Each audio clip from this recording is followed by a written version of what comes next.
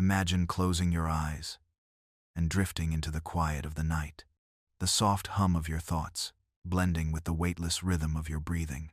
And somewhere, in the half-shadow of your drifting mind, a question rises. Why, after centuries, do we still whisper the name Machiavelli when we speak of power, of love, of human desire? Niccolò Machiavelli lived in a world of courts, of kings, of fragile alliances balanced on secrets and betrayals. His book, The Prince, was not meant as a story of tenderness. It was a mirror, reflecting back the ruthless ways people seek control. Yet, beneath its surface, if you listen closely, you begin to hear echoes of something far more intimate. For is not love, too, a kingdom? Is not desire a battlefield, where strategies unfold quietly, beneath the gaze of others? You may think of love as soft, innocent, tender, and yes, it can be. But if you pause, if you reflect on the quiet games of silence, the hidden looks, the unspoken power in relationships, you will see that even in love, strategy lives. Women, across time, have understood this instinctively. They did not always have armies or crowns, but they wielded influence with subtlety. A look, a choice, a withheld word, these could alter the course of a man's devotion as surely as a general's command could alter a war. Machiavelli still matters because human nature has not changed. We may carry phones instead of swords, send texts instead of letters, swipe left and right instead of exchanging glances in candlelit halls, but the essence remains. The dance of attraction and the struggle for security, attention, and power remain eternal. You may remember times in your own life when someone's silence felt louder than their words, when someone's absence pulled at you more than their presence, when the smallest gesture felt like a secret key, unlocking or closing doors inside you. These are not accidents. They are strategies, whether conscious or unconscious. And in them, Machiavelli's wisdom still breathes. To think this way is not to strip love of beauty. It is to recognize that even beauty has its architecture. Even tenderness has its levers and weights. The moon still shines whether or not you understand its orbit, but when you glimpse the mechanics, you begin to understand why it always returns. As you lie here, eyes half closed, you may wonder, is it manipulative, this thought of strategy in love, or is it simply honest an acknowledgement of the quiet truths we already live by? Machiavelli does not tell us to abandon love, only to see it without illusion. And perhaps, if you allow yourself to drift deeper into this thought, you will find comfort, because in seeing love as both feeling and strategy, both dream and design, you understand that you are not lost in chaos. You are moving in patterns as old as history. And so, as you exhale, let that thought settle, that Machiavelli, a man of politics and power, still whispers in the quiet of your relationships, still guides, still explains, still reveals the hidden currents of how we love. Now, let's move on to the next chapter. Love as a battlefield. Strategy over emotion. Love is often described as the gentlest of human experiences. We picture it as soft, as fragile, as a blooming rose. Yet beneath that softness lies a paradox. Because love, in its quietest truth, is also a battlefield. Not a battlefield of swords and shields, but of glances and pauses, of spoken words and unspoken ones, of who gives and who withholds, of who surrenders first and who waits longer in silence. If you reflect on your own memories, you may notice this hidden war. The moments when affection felt like victory and rejection felt like defeat.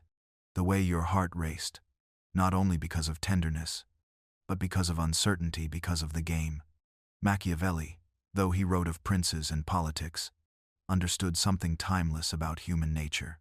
He taught that power is rarely won by accident, that beneath every alliance lies strategy. And if this is true in kingdoms, why would it not also be true in the secret kingdom of love? For consider this, when someone withdraws, is it not often to test your reaction? When someone flatters you, is it not sometimes to secure your loyalty?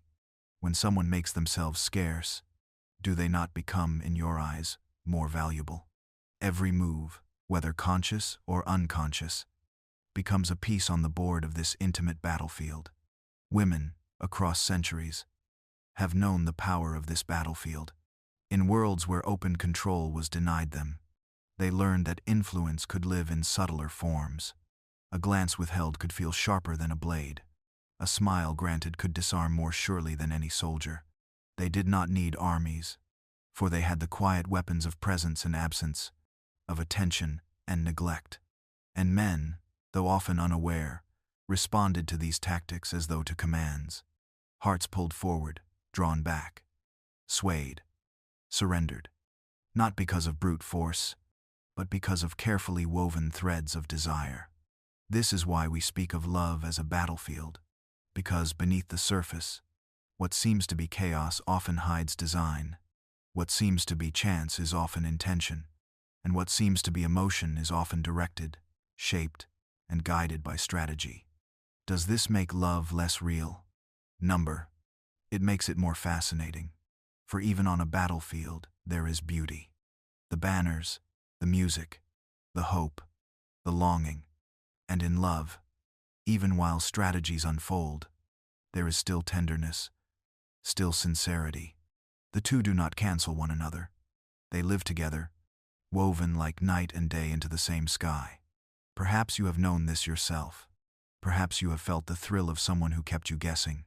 Perhaps you have leaned back in your own quiet calculation, choosing not to reveal too much, choosing to hold a little back, knowing that mystery holds its own kind of gravity. To see love as a battlefield is not to abandon romance. It is to notice its deeper pulse, to understand that when hearts meet, they do not simply dissolve into harmony. They circle, they test, they negotiate, until balance is found. And when you realize this, you begin to understand your own stories differently.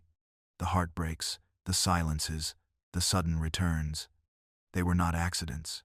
They were part of a pattern, part of an eternal game played across centuries. So as you rest, let this awareness soften you. That love is not only dream, but also design. Not only surrender, but also strategy. And that in recognizing this battlefield, you do not lose love's beauty. You see its depth. Now, let's move on to the next chapter. The power of perception in relationships. Perception. It is a quiet force, invisible, yet endlessly powerful. More powerful often than truth itself. Because in love, it is not always reality that shapes the heart, but the way reality is seen, imagined, interpreted. Think of the moments when someone's smallest gesture lingered with you for days. A look, a phrase, a laugh. Perhaps it was ordinary, even meaningless in their eyes. And yet, in your perception, it became extraordinary. A treasure, a sign, a key to their soul.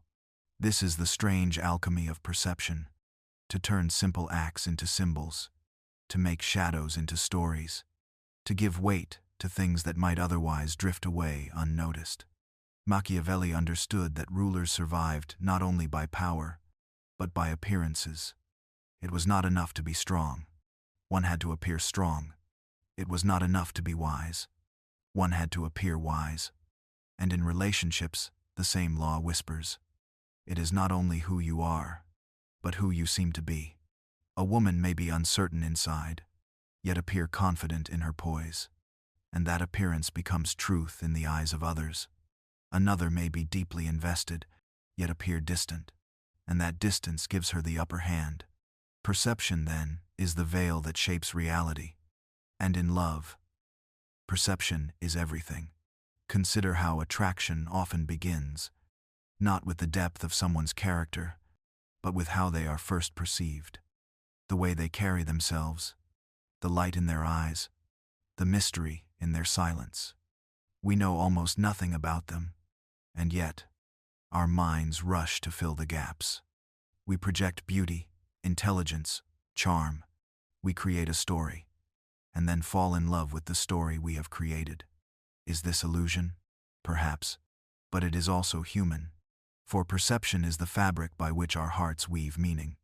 And those who understand this, those who know how to shape the way they are seen, hold a quiet power. Have you noticed how some people always seem magnetic? They may not be the most beautiful, not the most brilliant, yet they draw others as though by unseen threads. It is because they manage perception. They reveal just enough, withhold just enough, and let imagination do the rest. In this way, their presence grows larger than their reality. This is not deception. It is art. The art of allowing others to dream, while you hold steady in your own hidden truth. It is the recognition that love, like politics, lives not only in facts, but in the stories we tell about those facts.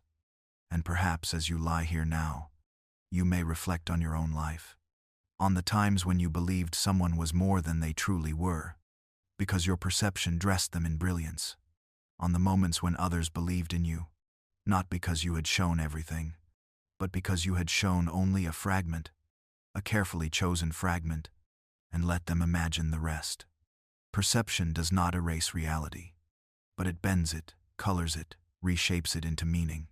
And in relationships, meaning is everything. So, let this thought lull you deeper. That love is not only about what is real, but about what is seen, what is felt, what is believed. That perception can turn a glance into a promise, a silence into a mystery, a fleeting presence into a lasting memory. In this way, the power of perception is not merely strategy. It is the very poetry of love itself. Now, let's move on to the next chapter. How women use subtlety instead of force. When we think of power, the mind often leaps to images of force, of strength that is seen, of commands that are spoken, of victories won through sheer domination. Yet, history, relationships, and the most delicate exchanges of human hearts reveal another kind of power, one that does not roar, but whispers, one that does not strike, but guides, one that is not obvious, yet often far more effective. This is the power of subtlety. Women, throughout cultures and centuries, have been masters of this art. Not because they are weak, but because they understood that true influence rarely requires brute force. Where force meets resistance, subtlety slips past unnoticed. Where a demand provokes defiance, a suggestion plants a seed that grows quietly in the mind until it feels like one's own idea. Subtlety in love, especially, works like water carving stone.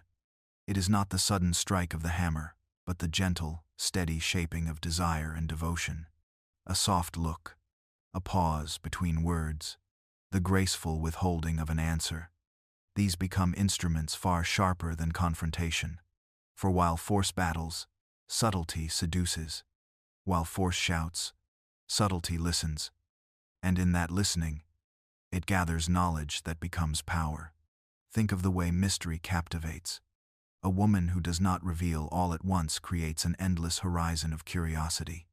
Each silence becomes an invitation to wonder. Each unanswered question compels pursuit. This is not weakness, it is strategy. For what is withheld can hold more weight than what is offered. What is not shown can matter more than what is revealed. Even in conflict, subtlety disarms.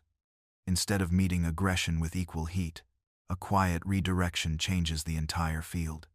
A soft word in place of a sharp one shifts the tone of the conversation. Where a battle could have been fought, peace is won not through surrender, but through control of energy, through mastery of timing, through the ability to make another lower their guard willingly. Machiavelli himself hinted at such paradoxes, that the appearance of gentleness can conceal strength, that the mask of passivity can hide the hand guiding events. And women, in many ways, perfected this dance in love. To use subtlety is not to deceive, though deception can sometimes hide within it. Rather, it is to recognize that power does not always need to be declared to be real. There is a profound tenderness in this strategy, because it does not seek to conquer by destroying, but to influence by harmonizing. It bends instead of breaks, adapts instead of resists, softens instead of hardens. Like ivy climbing stone, it covers, it shapes, it endures. Force may win the moment, but subtlety wins the long game. And perhaps you have felt it before, the way a simple glance changed your entire mood, the way a quiet pause lingered longer than 1,000 words. the way an act of softness shifted your choices without you even realizing it. That is subtlety at work. Gentle, invisible, yet unforgettable. So as you drift deeper into reflection, consider this. Power does not always announce itself. Sometimes, the most profound strength is the one you do not see until you are already within its embrace. Now, let's move on to the next chapter. The art of influence in attraction. Attraction is often described as a spark. Sudden, effortless, beyond reason. But if you listen more closely, you will notice that even sparks obey hidden laws. They do not appear from nothing. They are struck, guided, nurtured, and sometimes even staged. And so, behind the mystery of attraction, there lies the quiet art of influence. Influence does not roar. It does not demand, or shout, or command. It whispers. It moves beneath awareness, subtle as the tide shifting beneath a boat. You may not notice its beginning, yet you feel its pull, and before long, you are carried where it leads. Machiavelli understood that in politics, influence was more powerful than force. To make people obey through fear or strength was always dangerous, always fragile. But to make them believe, to shape their perception, to let them feel that they had chosen freely, this was lasting. And in love, the same rule lives on. Attraction is not only about beauty, or charm, or chemistry. It is about the way one soul influences another, through small choices, through the placement of words, through the rhythm of presence and absence. The art of influence is the art of shaping desire, without ever seeming to control it. Think of a time when someone fascinated you. Perhaps they never confessed affection directly. Perhaps they never chased, never clung. And yet, they lingered in your thoughts, like a fragrance you could not forget. What was it that held you? Was it not their ability to make you feel seen, to let you imagine that you discovered them, when in truth, they guided your steps all along? This is influence in attraction. It is not about deception, but about direction. It is the gentle hand that shapes where attention flows, a well-placed silence, a pause before answering, a glance that arrives, and just as quickly withdraws. These are not accidents. They are brushstrokes on the canvas of desire. Women across centuries have mastered this art, sometimes consciously, sometimes by instinct. They understood that force invites resistance, but subtle influence invites surrender. A direct demand may win compliance, but it rarely wins the heart. A whispered suggestion, a graceful withdrawal, an invitation hidden in mystery. These open the door without ever seeming to push.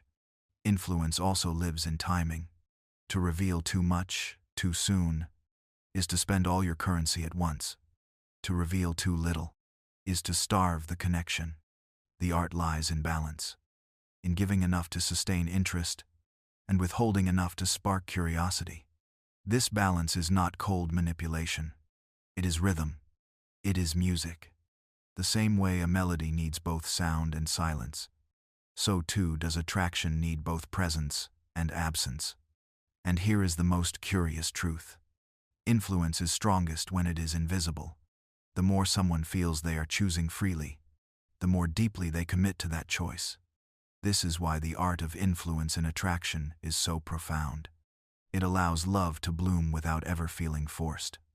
As you drift deeper into rest, let this thought settle softly inside you, that attraction is not chaos, but choreography. That behind every spark, there is the unseen hand of influence, shaping, guiding, weaving the pattern of desire. And perhaps, in your own memories, you can trace this invisible thread. A person who changed you, not by force, but by presence. A moment that turned your heart, not with commands, but with suggestion. This is the art of influence. Timeless, subtle, powerful. Now, let's move on to the next chapter. Strategic silence. Why mystery works. Silence. It is not emptiness, though it may seem so. It is not absence, though it feels like it. Silence is a language of its own, and in the delicate dance of attraction, silence is one of the most powerful instruments. We often think love is built from words, from declarations, from confessions. And yes, words matter, but too many words spill quickly. Like water poured carelessly from a cup. They flood, they overwhelm, they leave nothing unsaid. Silence, on the other hand, creates space. It leaves room for imagination, for curiosity, for longing to take root. Machiavelli wrote that appearances are often more persuasive than truths. In silence, appearances multiply. When someone does not answer right away, you wonder what they are thinking. When they pause before speaking, you listen more carefully. When they step back instead of rushing forward, your mind moves to fill the gap. Silence lets imagination do the work of desire. Think of the person who never revealed everything at once. The one whose pauses made you lean closer, whose absences made you wait more eagerly for their return. Their silence was not emptiness. It was strategy. A rhythm of withholding that made every eventual word feel like a gift. In love, mystery is magnetic. Not because people love games, but because the human mind is wired for puzzles. We cannot resist trying to complete the unfinished picture, to solve the riddle, to discover what lies just beyond reach. And when someone holds back, when they reveal themselves slowly, piece by piece, we fall not only for them, but for the story we are building in our minds. Strategic silence also protects. To rush forward with every thought, every feeling, is to risk too much. Too soon. It places the heart naked in another's hands. But silence allows space for balance. It gives time for reflection, for the slow building of connection. It lets attraction breathe, instead of smothering it with immediacy. Perhaps you remember a time when you revealed too much too quickly. The fascination faded because the mystery was gone. Or perhaps you recall someone who lingered in your memory for years, not because of what they said, but because of what they left unsaid. Their silence echoed longer than any speech could. To use silence strategically is not cruelty. It is not neglect. It is the recognition that attraction grows in shadow as well as light. That words matter more when they rise out of quiet. That presence matters more when it has been missed. In this way, silence is not the opposite of communication. It is its partner. It is the pause between notes that makes the music. It is the darkness of the night sky that allows the stars to shine. It is the breath between sentences that lets meaning sink deeper. So as you drift now, let yourself rest in the comfort of this truth. That mystery is not deception, but design. That silence, when chosen with care, can speak louder than words. And that sometimes, what is not said is the most powerful declaration of all. Now, let's move on to the next chapter. The power of appearance and first glances. There is a saying you may have heard. You never get a second chance to make a first impression. It sounds simple, almost like advice from a guidebook. And yet beneath those words lies something deeper, something that reaches into the ancient roots of human connection. For in love, as in life, appearances are not trivial. They are gateways. They are the frame through which we decide, often in an instant, whether to step closer or step away. Think of the way your eyes have rested on someone for the first time, before a single word was spoken, before their voice had carried toward you. Something within you had already formed a story. Perhaps it was the way they carried themselves, the curve of their smile, the stillness or confidence in their gaze. That first glance was not simply about beauty. It was about presence. And presence is a language all its own. Machiavelli once observed that it was not enough for a ruler to be strong. He must also appear strong. Not enough to be wise. He must appear wise. The lesson was clear. Perception creates reality. And in the small kingdom of attraction, this truth endures. The first glance does not only reveal, it invites. It suggests possibility. It shapes the canvas upon which the rest of the relationship is painted. A careless appearance may close doors before they open. A considered presence, on the other hand, invites curiosity, respect, desire. This does not mean perfection. It does not mean every hair in place, every gesture rehearsed. True power in appearance is not about flawless detail. It is about harmony, the way body, clothing, voice, and spirit align to tell a single, coherent story. When someone's appearance and energy match, you feel it immediately. They seem whole, as though they carry no contradictions. That wholeness is magnetic. It does not need to ask for attention. It receives it naturally. Perhaps you remember the way a stranger once drew your gaze, not because they were the most beautiful in the room, but because they seemed at ease in themselves. Confidence without arrogance, composure without coldness. This is the power of appearance. It tells the world how to treat you before you have spoken a word. And yet, appearance is more than surface. It is ritual. To dress with care, to move with awareness, is to send a signal to others. Yes, but also to yourself. It shapes the way you feel, the way you carry your body, the way your energy flows outward, and that inward shift becomes visible to everyone around you. In love, first glances hold disproportionate power. We may tell ourselves that what matters most is the inner soul. And yes, in time, it is. But the soul is rarely glimpsed without the doorway of appearance. The glance comes first. It invites the deeper knowing. Without it, the knowing may never come. So as you drift tonight, imagine the faces of those you have loved, and remember the first moment you saw them. What impression did they carry? What story did their appearance whisper into your heart? And consider, too, how your own presence speaks for you before you utter a single word. Appearance is not everything, but it is the beginning of everything. And, in beginnings, the smallest detail may change the course of a life. Let that thought rest with you now. That first glances are not shallow illusions. They are seeds. They plant the possibility of love, or let it slip away unnoticed. Now, let's move on to the next chapter. Charm versus authenticity. Which wins? In the theater of love, every person wears a mask.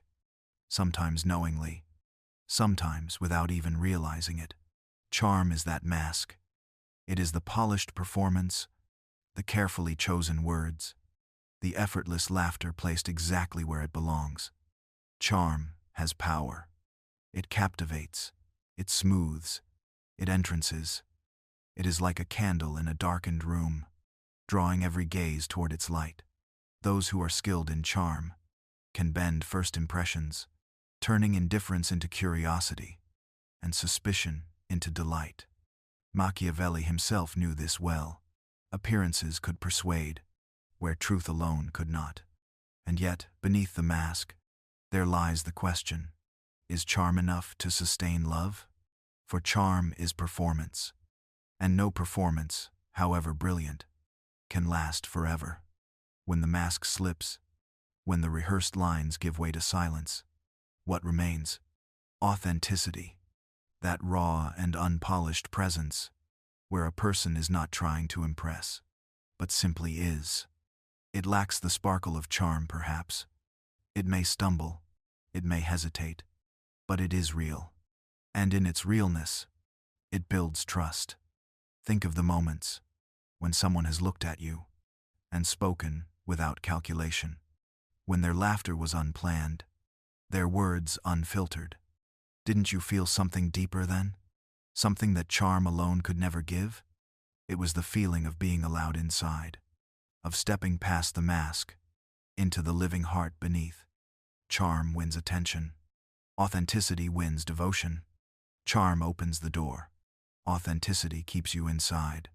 But perhaps this is not a battle at all. Not charm against authenticity, but charm as the opening movement, and authenticity as the lasting melody. For the truth is, both have their place. Charm makes the first glance linger. Authenticity makes the bond endure. Imagine someone who has only charm, a dazzling light that burns brightly, but quickly exhausts its flame. Now imagine someone with only authenticity, a warm fire, but hidden under ashes, never noticed at first glance. The art of love, perhaps, is to weave the two, to let charm sparkle enough to be seen, and authenticity anchor enough to be trusted. There is a quiet danger here, however. Charm without authenticity can slip into manipulation. It can become a tool, a mask worn so long that the wearer forgets their own face. And when the truth emerges, it leaves behind disillusionment. The lover feels deceived, not because of the mask itself, but because there was nothing beneath it. Authenticity without charm, on the other hand, may feel heavy or invisible. The person may be full of warmth and sincerity, yet never noticed, never given the chance to be known. A truth unspoken can remain hidden forever. And so the lesson is balance. Charm should not replace authenticity. It should simply introduce it, like the opening notes of a song, drawing the listener forward to hear the deeper melody that follows. As you lie in stillness tonight, you may remember moments in your own life where you leaned on charm, and others where you showed your truest self. Which moments linger longer in your memory? Which connections lasted? The answer may whisper softly to you now. It was never about choosing one over the other. It was about letting them dance together. Charm wins the glance. Authenticity wins the heart. And love, to endure, needs both. Now, let's move on to the next chapter. Selective availability as a strategy. In the quiet games of love, there is a strategy often whispered about, but rarely spoken openly.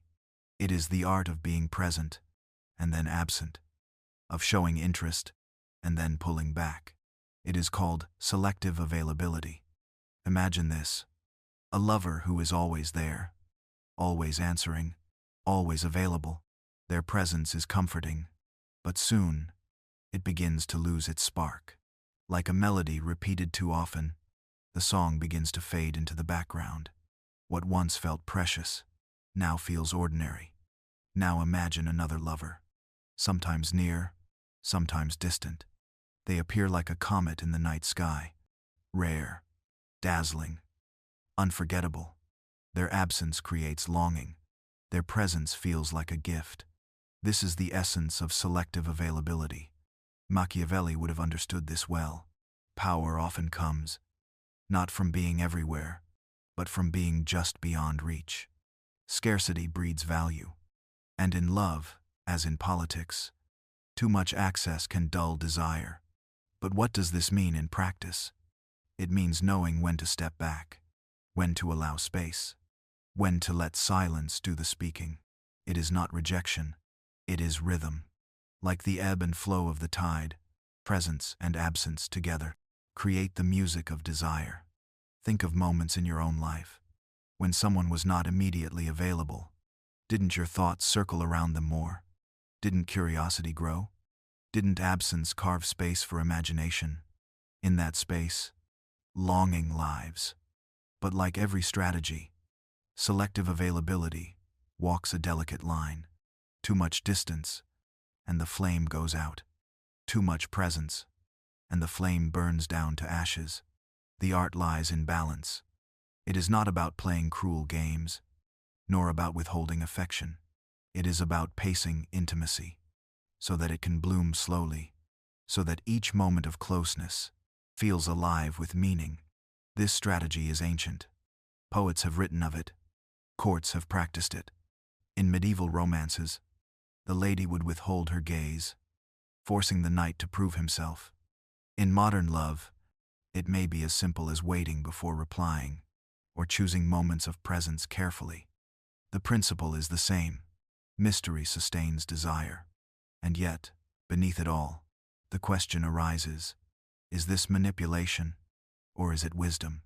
Perhaps it depends on intent. If selective availability is used to control, to confuse, to wound, then it becomes cruelty. But if it is used to protect one's space, to preserve one's individuality, to let love breathe instead of suffocate, then it becomes wisdom. Consider the garden. If you water it endlessly, the soil becomes flooded, and the roots cannot breathe. But if you water with care, in rhythm with the sun, the plants flourish. So too with love. Selective availability is the watering rhythm, the pauses that allow roots to grow deeper. Tonight, as you reflect, you may recall times when you gave too much, and times when you held back. Which moments brought closeness? Which moments brought distance? Perhaps the lesson is that love, to endure, must not be a flood, but a tide, rising and falling, appearing and retreating, so that longing and fulfillment may weave together. Selective availability is not about hiding. It is about reminding both yourself and the other that love is precious, that presence is a gift, that longing is as much a part of love as fulfillment itself. The heart beats in rhythm. So too should connection. Appear, retreat, approach, step back. This is not cruelty. It is the rhythm of desire. Now, let's move on to the next chapter, testing boundaries early on. In the earliest stages of love, when hearts are still uncertain and the fragile architecture of connection is just beginning to take form, there emerges a subtle but profound dance in which boundaries are tested quietly, carefully, sometimes even unconsciously. And though it may seem like mere play or even harmless curiosity, in truth it is one of the most important strategies by which affection and power reveal themselves.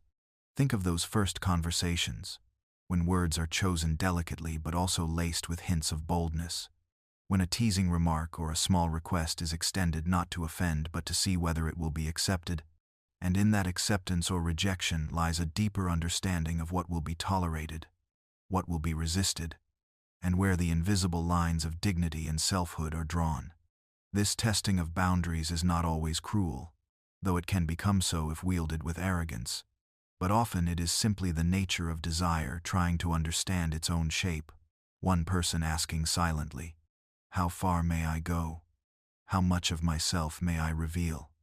How much will you allow before you turn away?" And the other answering not always with words, but with silence, with patience, with an openness or a firmness that speaks volumes without sound. Machiavelli might have said that power is discovered not when someone declares their strength, but when they test the strength of another, and so it is in love. When a partner pushes ever so slightly, arriving late, teasing with words, asking for favors, revealing secrets too soon, they are not merely being careless. They are probing the very structure of your will, and what you allow in these moments may define the entire course of the relationship. It is said that the first cracks in stone appear not from sudden blows, but from the gradual dripping of water over time. And in love the same is true. For boundaries are rarely shattered all at once, but tested in increments so small that at first you hardly notice, until one day you look back and realize that what was once firm has been softened. What was once your line has now been crossed so many times that it has become blurred, and the self you once protected has been given away piece by piece. Yet there is another side, a gentler one, where testing boundaries early on is not about manipulation but about safety. For sometimes a person will press against your walls not to conquer you, but to see whether you can hold them, whether your strength is real enough to make them feel secure, and if you stand steady, if you calmly but firmly let them know where your limits are, they may actually draw closer, for in your firmness they discover reliability, and in your resistance they find respect. In this way, boundaries are like the frame of a house without them. Love collapses into chaos, but with them, love knows the safety of its own structure, and when they are tested early, the lovers discover not only how far they can go, but whether the foundation beneath them will hold when storms arrive. So, as you reflect tonight, let your mind wander back to your first encounters with those you once loved, and ask yourself, did they test your patience, your time, your generosity, your silence, your space? And if so, how did you respond? And how did that response shape the destiny of what followed? Perhaps the lesson is not to resent the testing of boundaries, for it is as natural as breathing, but rather to meet it with awareness, with courage, and with the quiet strength that says, "Here I stand. This is who I am. This is how close you may come." And in that truth, love may either flourish with respect or fade with clarity. But either way, the self remains intact. Now, let's move on to the next chapter. The push-pull dynamic explained.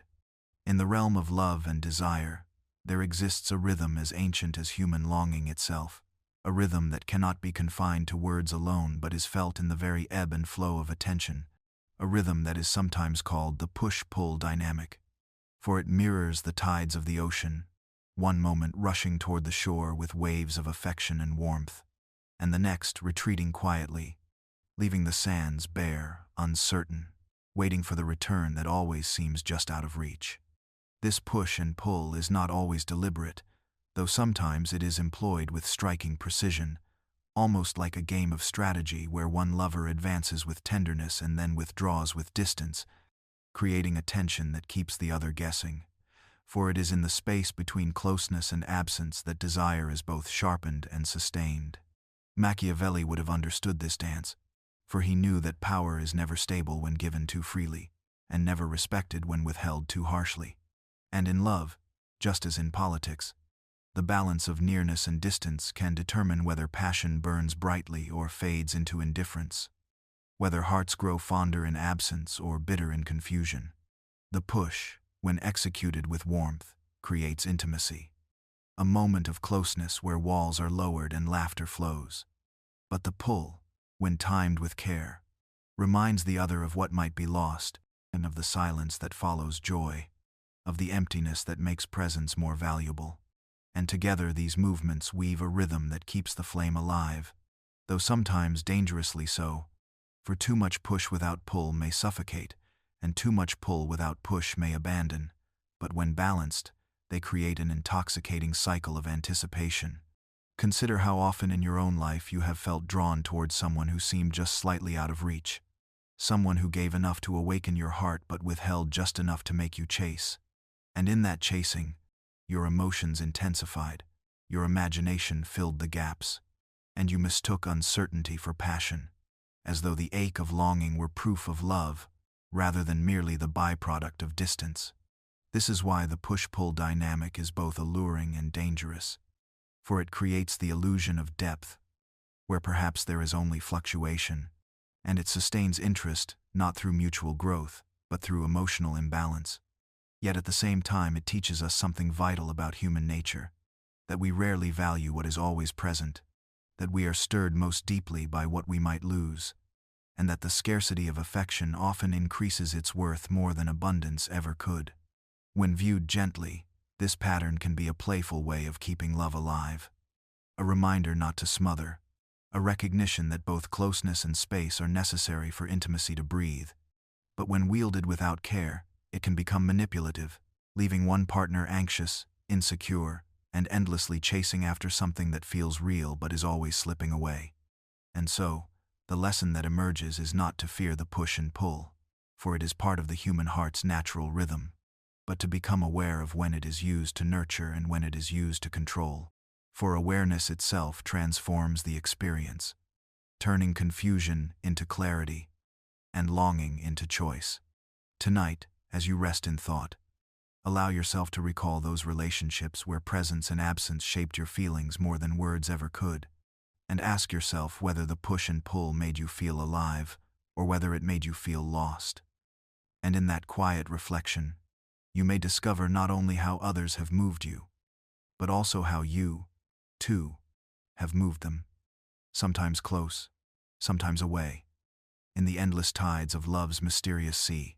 Now, let's move on to the next chapter, why indifference can be more powerful than love.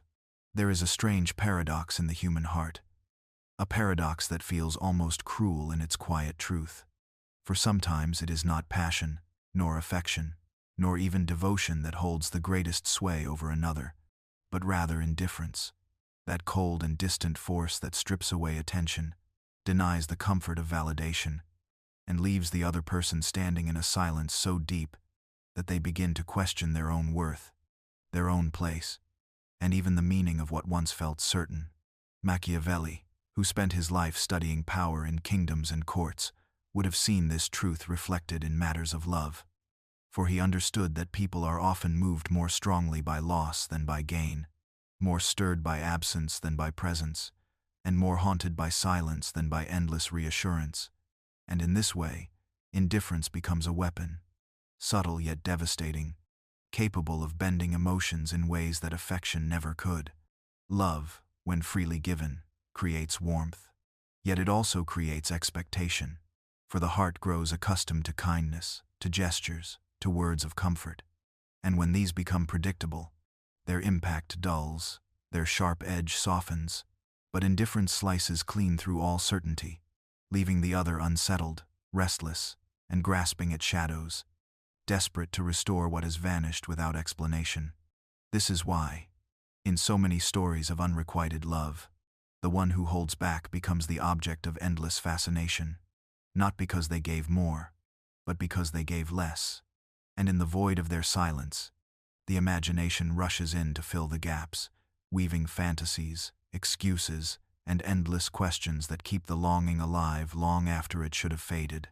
Indifference is powerful, not only because it denies attention but because it grants control. For the one who cares less often dictates the terms of the bond, sets the rhythm of the exchange, and commands the direction of desire, while the one who cares more finds themselves adjusting, waiting, bending, and sacrificing in hopes of reigniting a flame that the other scarcely notices. And yet, this truth must be spoken with caution, for while indifference can be powerful, it is not the same as wisdom, nor is it always sustainable, for a bond built on one-sided neglect eventually withers, and though it may hold sway in the short term, it cannot nourish the soul in the long term, leaving both emptiness and regret in its wake. Still, it remains undeniable that moments of indifference have shaped some of the deepest turning points in relationships, moments where silence spoke louder than words, where withdrawal cut deeper than confrontation, and where the absence of care hurt more than the presence of anger. For even anger affirms that we matter, but indifference suggests that we do not exist at all. If love is a flame that warms, indifference is the wind that chills. And while love comforts, indifference unsettles. While love soothes, indifference provokes. And while love gives freely, indifference demands without effort. And in this imbalance lies the quiet power that makes it such a dangerous and yet strangely magnetic force.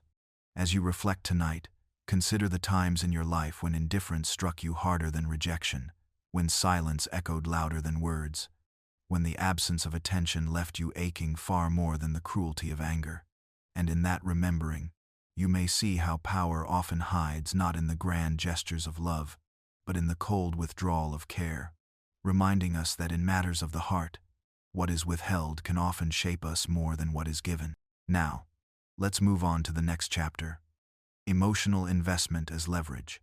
In the delicate game of human relationships, power does not always lie in what is said or done openly, but in the hidden balance of who has given more, who has sacrificed more, and who has allowed their heart to sink deeper into the tides of longing. For it is this uneven measure of emotional investment that often becomes the invisible scale upon which control tilts. Machiavelli might never have written directly about love, yet his principles of power apply here as if he had. For just as kings and rulers held sway by knowing how much the people depended on them, so too do lovers gain influence by understanding who stands more to lose, who carries the heavier burden of hope, and who has entwined their identity so tightly with the bond that separation feels like the collapse of the self. Emotional investment begins innocently, in moments of vulnerability, in the slow offering of trust, in the countless little confessions that reveal fears, secrets, and fragile dreams. And with each disclosure, a thread is spun, a bond deepens, and dependence quietly grows, until one day, without realizing it, a person finds their heart so entangled that leaving would feel impossible, even if staying no longer brings joy. And this is where leverage is born, not out of cruelty necessarily, but out of simple imbalance. For the one who has invested less always retains a measure of freedom, a sense of detachment, and an ability to walk away, while the one who has invested more finds themselves trapped by their own care, their own memories, and their own imagined future that now seems bound to another's presence. This leverage may not always be used deliberately, but its effects are undeniable, for the person with less investment can set the terms of the relationship, knowing the other will bend rather than risk loss. They can test boundaries, delay promises, or withdraw affection, and still the bond holds, because the weight of emotional history keeps one tethered long after reason suggests release. It is a painful truth, for love is often spoken of as pure and equal, yet in practice, it is rarely balanced, and the deeper one invests, the more vulnerable they become to being taken for granted, dismissed, or even manipulated. For leverage thrives in the unevenness, feeding off the desperate fear of losing what has already cost so much to give. But perhaps the greatest danger lies not only in how others may use our emotional investment against us, but in how we use it against ourselves. For we convince ourselves that because we have given so much, we must continue giving. Because we have endured so long, we must endure longer still. And because we have sacrificed, it would be foolish to stop now. And thus we sink deeper, bound not by the other's demands but by our own refusal to let go of what has already consumed so much of our heart. And so, as you drift into reflection, let yourself consider this. Who in your life has held leverage, not because of words, not because of wealth, not because of beauty, but because of how much of yourself you poured into them, and how little they gave in return? And perhaps ask, too, whether there are places where you might still hold on out of habit, even though release might be the truest form of freedom. For in the end, emotional investment as leverage is both a chain and a mirror, a chain that binds us to others, and a mirror that reveals the places where we must learn balance, reminding us that power in love is not always taken, it is often given, piece by piece, until the weight of it can no longer be ignored. Now, let's move on to the next chapter, strategic compliments and validation.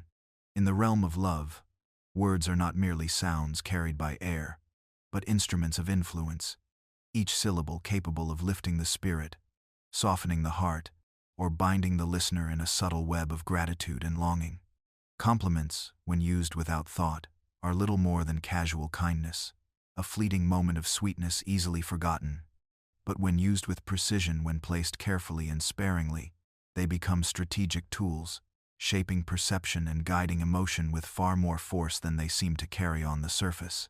A compliment can act as a mirror, showing someone a version of themselves they may have never seen before, or confirming an identity they desperately wish to believe in. And in that reflection, power emerges, for people tend to lean toward those who affirm their value, who validate their worth, and who make them feel seen in ways that the world often overlooks. Machiavelli might have noted that in matters of rule, the approval of the people is won not by endless praise, but by rare and meaningful gestures that inspire loyalty. And in the dance of love, the same principle applies. Validation given too freely loses its weight, while validation granted strategically creates both hunger and dependence. Consider how the heart reacts when affection is paired with scarcity. A compliment given at just the right moment feels like a gift, a treasure, something worth chasing again, while an endless stream of unearned praise begins to feel hollow, predictable, and forgettable. The power lies not in the quantity, but in the timing, the placement, and the sense that what has been given is both genuine and precious. Validation also functions as a form of subtle control, for when one learns what another most longs to hear, perhaps about their beauty, their intelligence, their uniqueness, they can offer it selectively, reinforcing certain behaviors, deepening attachment, and making themselves the source of the emotional nourishment that the other craves. This is not always malicious. Sometimes it is simply the way bonds are strengthened. Yet when awareness of this dynamic is sharpened, it becomes a form of strategy, a means of keeping someone invested, by ensuring that their deepest insecurities are soothed only within the walls of this particular relationship. There is also a shadow to this practice, for just as compliments can elevate, they can withhold, and silence where validation is expected can feel like punishment, creating an invisible tension, a sense of not being enough, a yearning to win back what was once given. In this way, The absence of words can wield as much influence as their presence, reminding us that power is not only in what is said, but in what is deliberately left unsaid. Compliments, then, are never neutral. They either build or withhold. They either bind or release. And in the hands of those who understand timing, scarcity, and human vulnerability, they become a quiet but potent force. Lovers who master this balance often hold sway, for they create both the sweetness of being cherished and the ache of wanting more. And so, as you drift further into thought, ask yourself, who in your life has made you feel radiant with just a few well-placed words, and who has kept you chasing after validation that always seemed just out of reach? And perhaps consider, too, how you yourself have used praise, whether to uplift freely, to manipulate softly, or to draw someone closer with the careful promise that they are seen and valued in a way the rest of the world has failed to provide. For in the end, strategic compliments and validation are not simply words of kindness. They are levers of influence, shaping hearts quietly, invisibly, and with a power that endures long after the words themselves have faded into memory. Now, let's move on to the next chapter, reading emotional signals as power plays. Every human interaction, whether soft and tender or sharp and confrontational, carries with it a language beyond words. It is a silent vocabulary of glances, pauses, sighs, and gestures, and within that hidden grammar lies the foundation of power. To read emotional signals is to peer behind the curtain of what is said and into the realm of what is felt. And when this awareness is used consciously, it becomes a form of control, a way of navigating love not as a matter of pure surrender, but as a game of subtle influence. Think of the small changes you notice when someone's voice trembles slightly, when their eyes look away, when their smile flickers with unease. These are not meaningless fragments of behavior, they are signals, indicators of where their heart is leaning and where their guard may be lowering. In toxic dynamics, these cues are not merely observed. They are collected like pieces of intelligence, carefully catalogued and later used to steer the relationship. If a certain phrase brings softness, it will be repeated. If a silence causes panic, it will be extended. If jealousy flickers in the eyes at a passing mention of someone else, that reaction may be stored for later, a weakness to be pressed when control begins to slip. Machiavelli himself wrote of rulers who relied less on brute force and more on perception. Those who thrived were those who could sense the emotional tides of their people, knowing when to appear generous and when to appear distant. In the theater of love, the same rule applies. Reading emotional signals allows one to know when to lean in with comfort, when to withhold affection, and when to provoke longing. It is not always done maliciously. Sometimes it is unconscious, an instinctive dance of adapting and responding. But when done deliberately, it transforms every sigh, every hesitation, every subtle change in tone into a lever of influence. Consider how powerful it feels when you can anticipate another's reaction before they even realize it themselves. To know that a certain pause will make them anxious, that a certain compliment will melt their defenses, or that a sudden withdrawal will send them spiraling into doubt. That is a kind of emotional chess, where every move is guided not by logic alone but by the careful reading of another's hidden signals. And once someone has mastered this skill, they often find themselves holding a quiet but undeniable dominance, for they are no longer responding blindly. They are leading the dance by following invisible cues. Yet, there is a double edge here, for to constantly read emotional signals is also to live with heightened sensitivity, to never truly rest in innocence, to always be calculating. It is both a gift and a burden, a way of moving through relationships with the precision of a strategist rather than the freedom of a lover. Those who wield this skill with care may use it to nurture, offering comfort exactly when it is needed. But those who wield it with manipulation may use it to destabilize, amplifying insecurity, feeding dependency, and keeping the other person forever on uneven ground. Perhaps you have felt it yourself, the way someone seemed to know exactly when to reach out, or exactly when to pull away, as if they had access to your inner world before you even spoke. Perhaps you remember how unsettling it felt, or how intoxicating, to be so deeply understood that your emotions became visible tools in another's hands. And so, as you drift deeper into thought, remember this. Emotional signals are not just signs of vulnerability.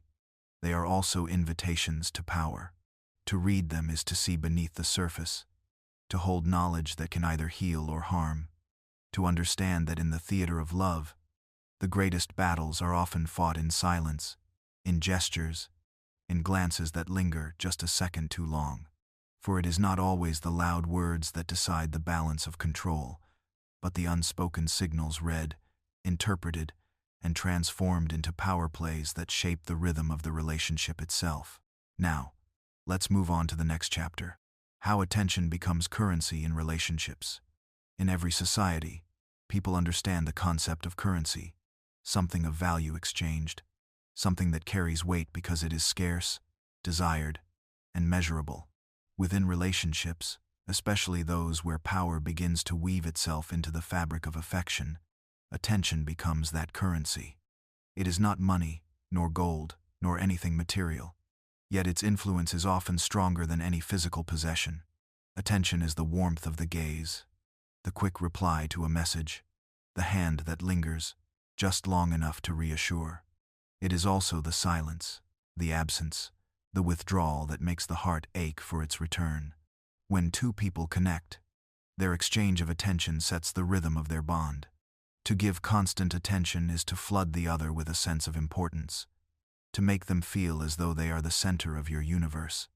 To withhold it is to leave them wandering in uncertainty, questioning their worth, desperate to earn back the warmth they once felt. In this way, attention becomes more than just a natural part of love. It becomes a commodity, traded and rationed, gifted and withheld. The one who controls its flow often controls the balance of the relationship. Think of how your body reacts when someone you care about finally acknowledges you after a period of silence. The dopamine rush, the relief, the spark of joy it feels like being paid after waiting too long. Now imagine when that attention is denied, when messages go unread, when calls remain unanswered. The absence becomes its own form of punishment, creating a scarcity that makes the next drop of attention feel priceless. In toxic patterns, this cycle becomes deliberate. Floods of affection followed by droughts of silence. A push and pull that trains the heart like an addict awaiting the next fix. Machiavelli might have called this a ruler's tactic in another context. The careful rationing of privileges to keep subjects loyal and desperate for favor. In love, the same principle unfolds. When attention is abundant, the beloved feels safe, even spoiled. When it is withdrawn, they feel uneasy, compelled to seek it out, to work harder to please, to chase what once came easily. In this way, attention is not just an emotional offering, it is a form of control, one that can elevate or crush, depending on how it is distributed. But attention is not only about what is given, it is about where it is placed. To turn your gaze away from someone in a crowded room, to look past them as though they do not exist, can wound more deeply than words.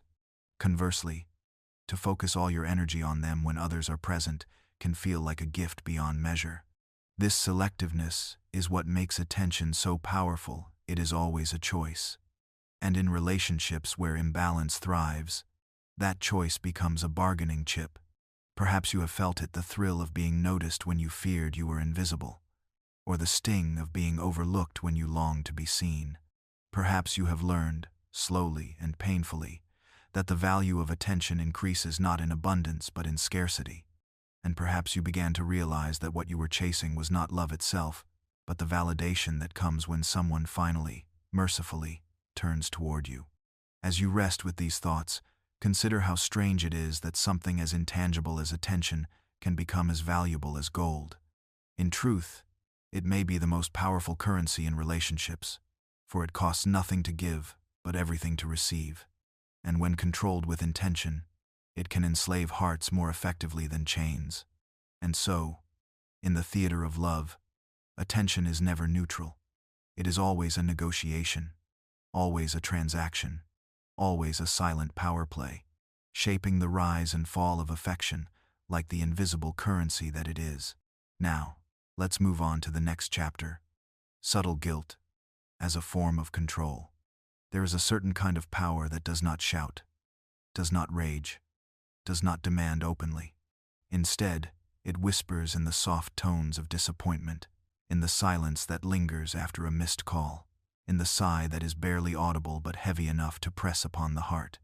This is the realm of subtle guilt, a form of control that operates not by force, but by suggestion, an invisible thread woven into the emotions of another. Unlike anger, which declares its presence, guilt slips in quietly, convincing you that the fault is your own. You might notice it in phrases like, "I guess I just care more than you do," or, "If you loved me, you wouldn't have done that." These words do not attack directly, but they plant a seed that grows into doubt, self-blame, and the need to make amends. And so, guilt becomes a tool, a way to bend another's actions without seeming to control them outright. In relationships marked by imbalance, subtle guilt serves as a leash. It does not pull violently. Instead, it tugs gently, persistently, until the other person learns to walk in the desired direction out of fear of causing hurt.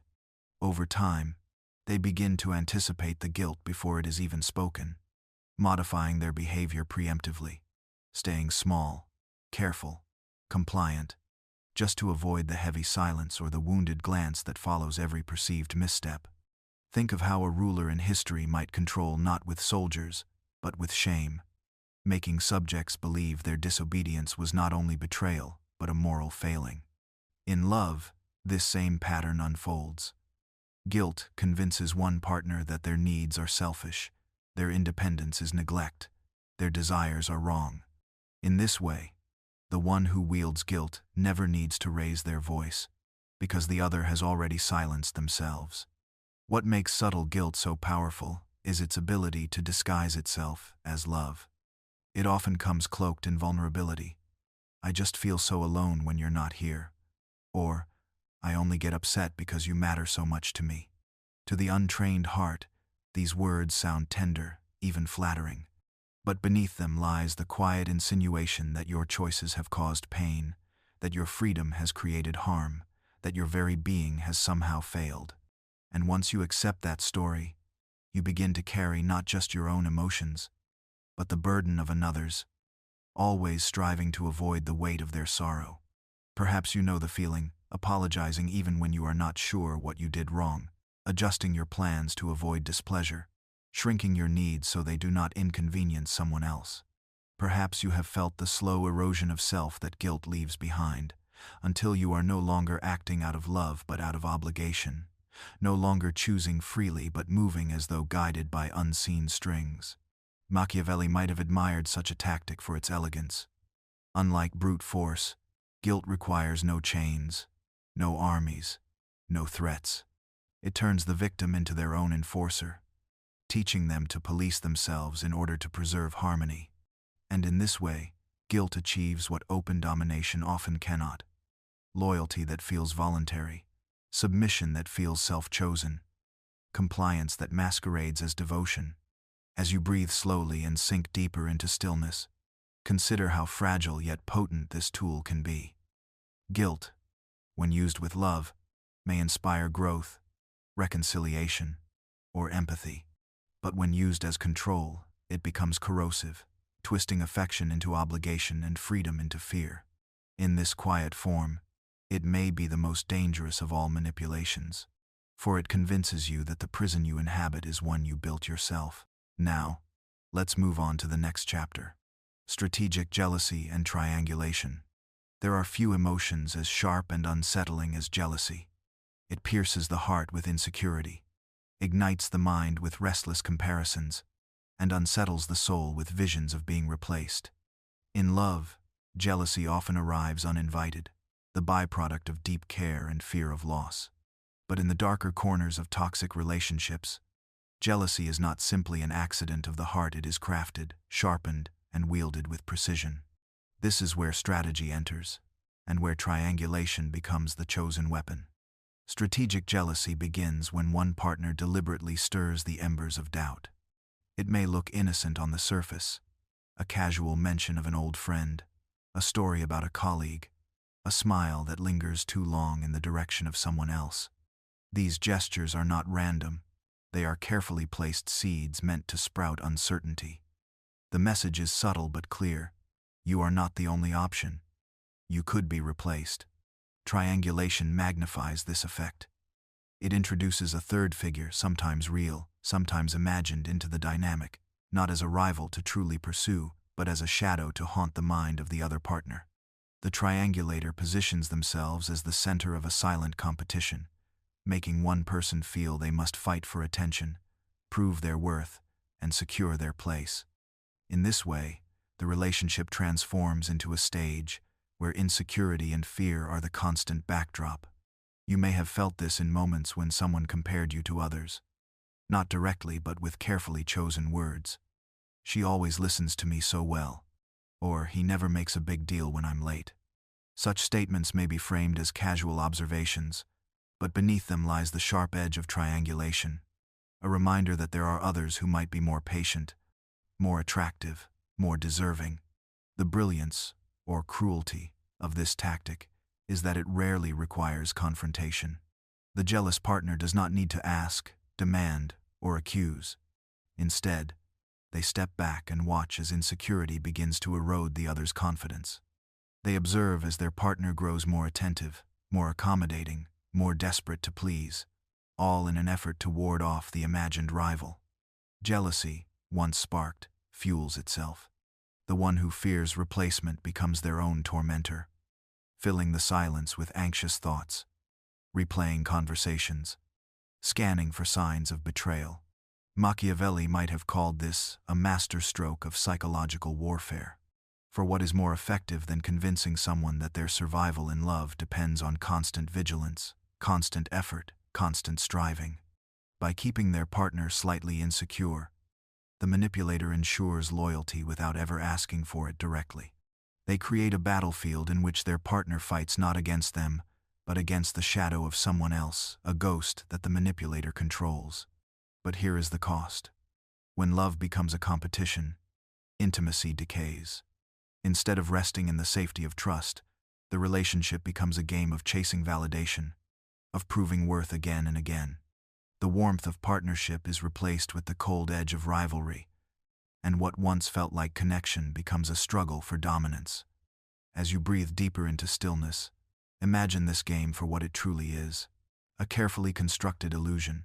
Strategic jealousy and triangulation are not signs of passion, nor proof of love. They are tools of control, designed to destabilize and command. To see through them is to reclaim the truth that love should never require proving, and that no one should be forced to compete for what is meant to be freely given. Now, let's move on to the next chapter: withholding as a power move. There is a quiet cruelty in absence, a sharpness in silence that can cut deeper than words ever could. When affection, attention, or even simple acknowledgement is deliberately withheld, it transforms into more than a lack. It becomes a strategy, a power move that shapes the entire rhythm of a relationship. Withholding is not about what is given, but about what is denied, and in that denial lies its potency. In a healthy love, connection flows with natural reciprocity. Words are spoken freely. Touches are offered without calculation. Presence is given without fear.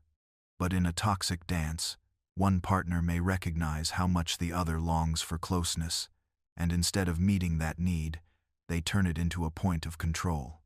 They withhold affection when they sense vulnerability.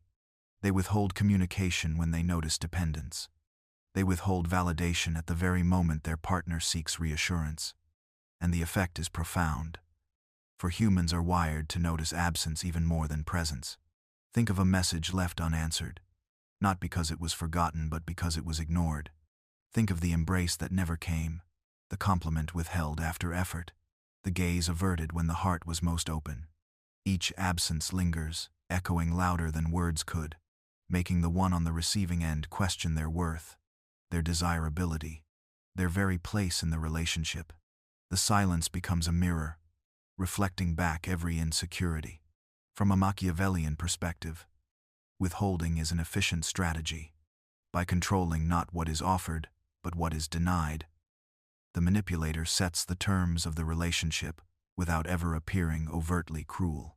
They create an imbalance where the other partner leans in, trying harder, giving more, working endlessly to fill the gap left behind.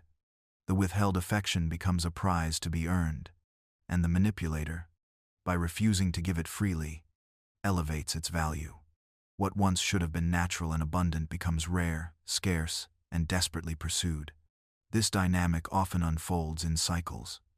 After a period of cold distance, the manipulator may suddenly offer warmth, a touch of kindness, a flicker of the intimacy that once existed, and the partner, starved of closeness, drinks deeply, feeling relief, even gratitude. But the warmth does not last, it is withdrawn again, leaving the partner chasing once more. The push and pull of withholding and rewarding keeps the relationship locked in tension, where the manipulator controls the rhythm of both hope and despair.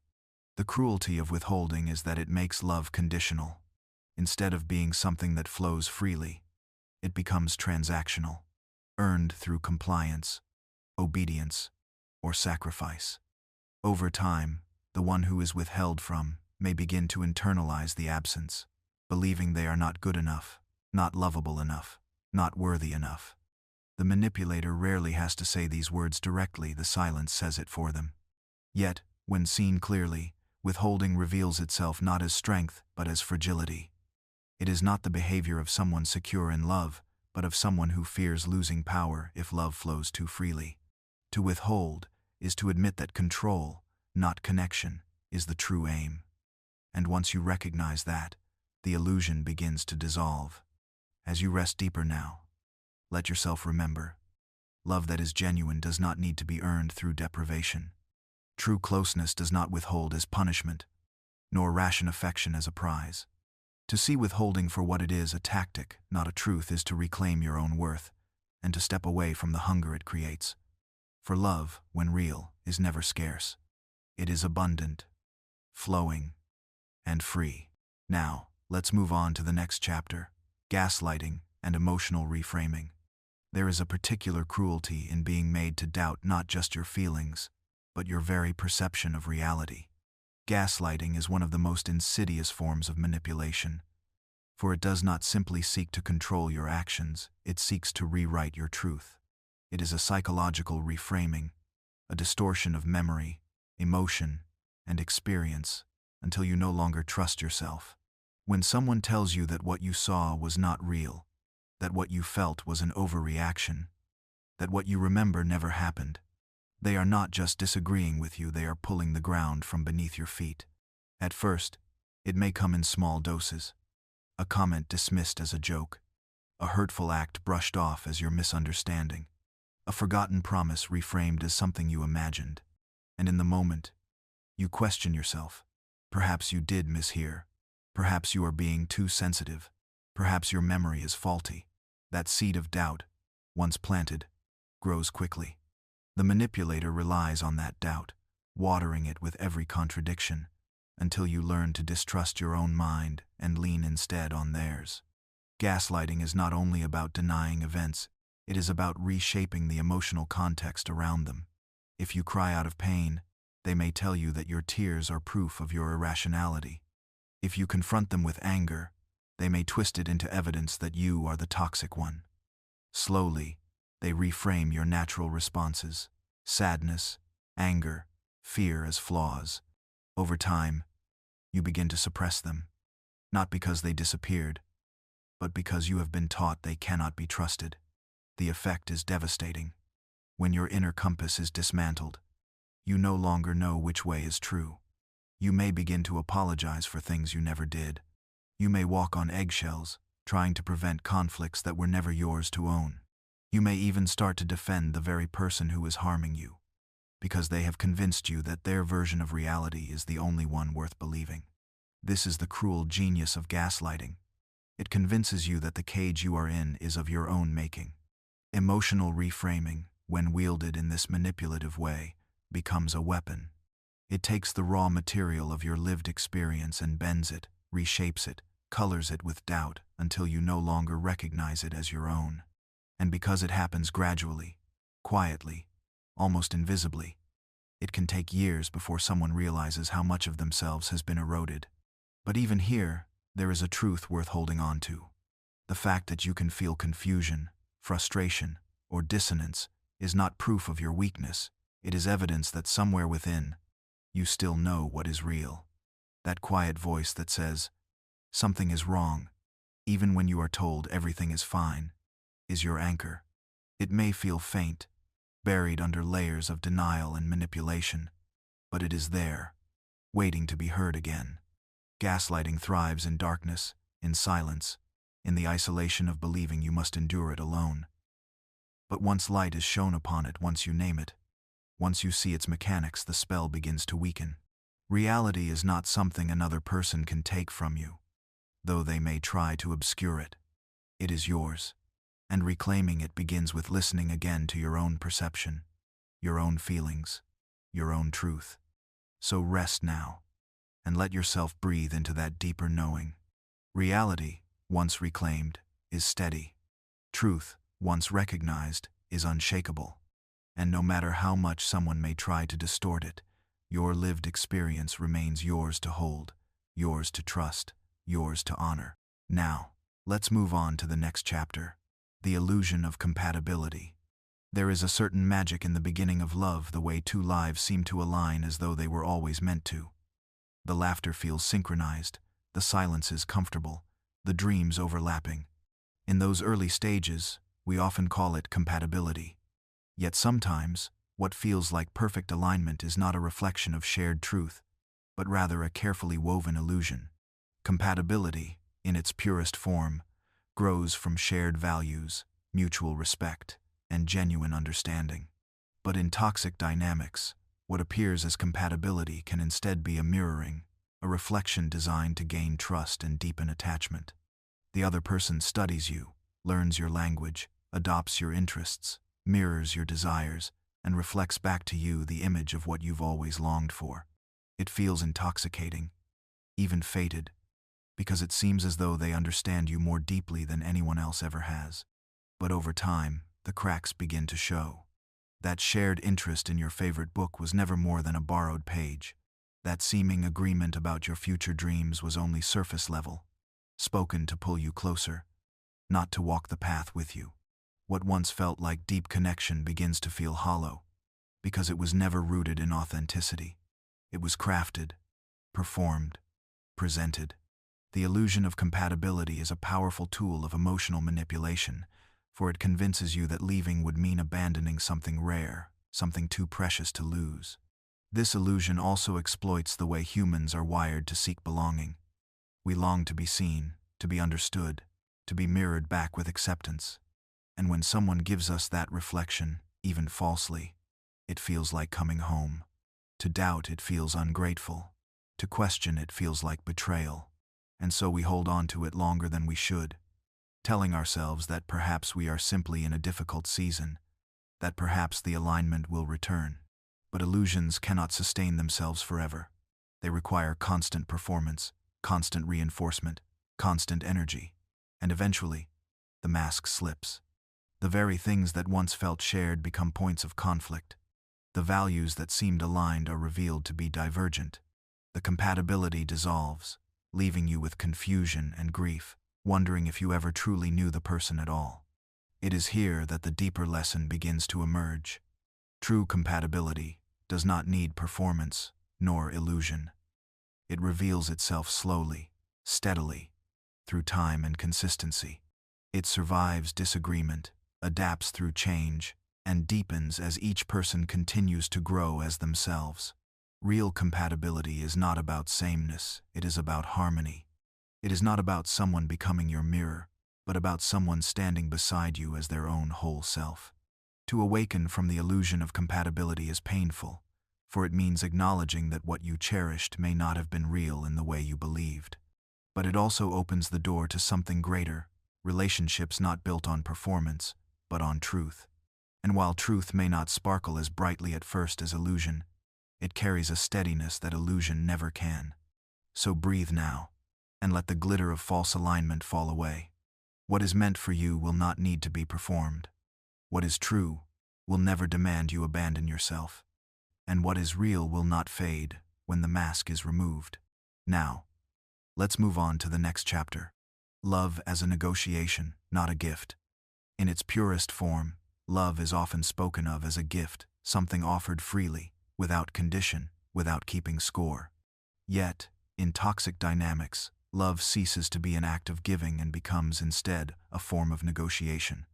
It is no longer about what flows naturally from the heart, but about what can be extracted, bargained, or withheld in exchange for compliance. In these relationships, love becomes transactional. Affection is not expressed spontaneously but delivered in doses, like a currency that can be exchanged for behavior, loyalty, or silence. A compliment may arrive only after a sacrifice is made. Intimacy may be withheld until a demand is met. Words of affirmation may suddenly appear, not because of genuine warmth but because they serve as leverage in that moment. What should have been an open flow of giving and receiving becomes reduced to a contract unwritten, unspoken, but deeply felt. The most insidious part of this shift is how invisible it can feel at first. To the person on the receiving end, it may seem as though they are simply investing in the relationship, compromising for the sake of harmony, or adjusting to meet their partner halfway. But gradually, the balance tips. The negotiation becomes one-sided, with one partner perpetually giving and the other perpetually demanding. Love is no longer something you receive because of who you are. It becomes something you must earn through endless effort, performance, and sacrifice. This constant negotiation breeds exhaustion. The one who gives finds themselves drained, forever calculating what must be offered to avoid conflict or to secure scraps of affection. The joy of love fades, replaced by a gnawing anxiety. Will today's actions be enough? Will my partner deem me worthy of warmth? Or will I be punished with silence, distance, or disapproval? The mind becomes a battlefield, not of romance, but of strategy, constantly measuring, anticipating, and appeasing. And yet, within this battlefield, there is often a lingering hope. Perhaps if I give enough, compromise enough, prove myself enough, then the gift of unconditional love will finally appear. But the tragedy of negotiation-based love is that unconditionality never arrives, because it was never part of the agreement. The one who negotiates in this way is not seeking mutual giving, but control. They understand the power of scarcity the way making love conditional increases its perceived value. Like a merchant guarding precious wares, they parcel it out carefully, ensuring that you will keep returning, desperate for more. The awakening from this realization is difficult. It requires recognizing that love, when it is real, does not ask for constant negotiation. It may require effort, yes, it may require compromise, but these are acts of partnership, not transactions. In healthy love, affection is not rationed as reward or withheld as punishment. It flows as a natural expression of care. It is not something you must bargain for, but something you can rest in. To see love reduced to negotiation is to confront a painful truth. You were never truly receiving a gift, only participating in a game where the rules kept shifting. But in stepping out of that game, you reclaim the truth of what love is meant to be: a generous act, not a manipulative exchange. So let yourself breathe, and remember this. Love, when real, will not ask you to purchase it with your dignity. It will not demand endless bargaining. It will not position itself as a prize you must win. Real love is given, not negotiated, and the moment you accept that truth, you free yourself from the endless marketplace of conditional affection. Now, let's move on to the next chapter: securing loyalty through dependence. Dependence is a word that can carry both comfort and danger.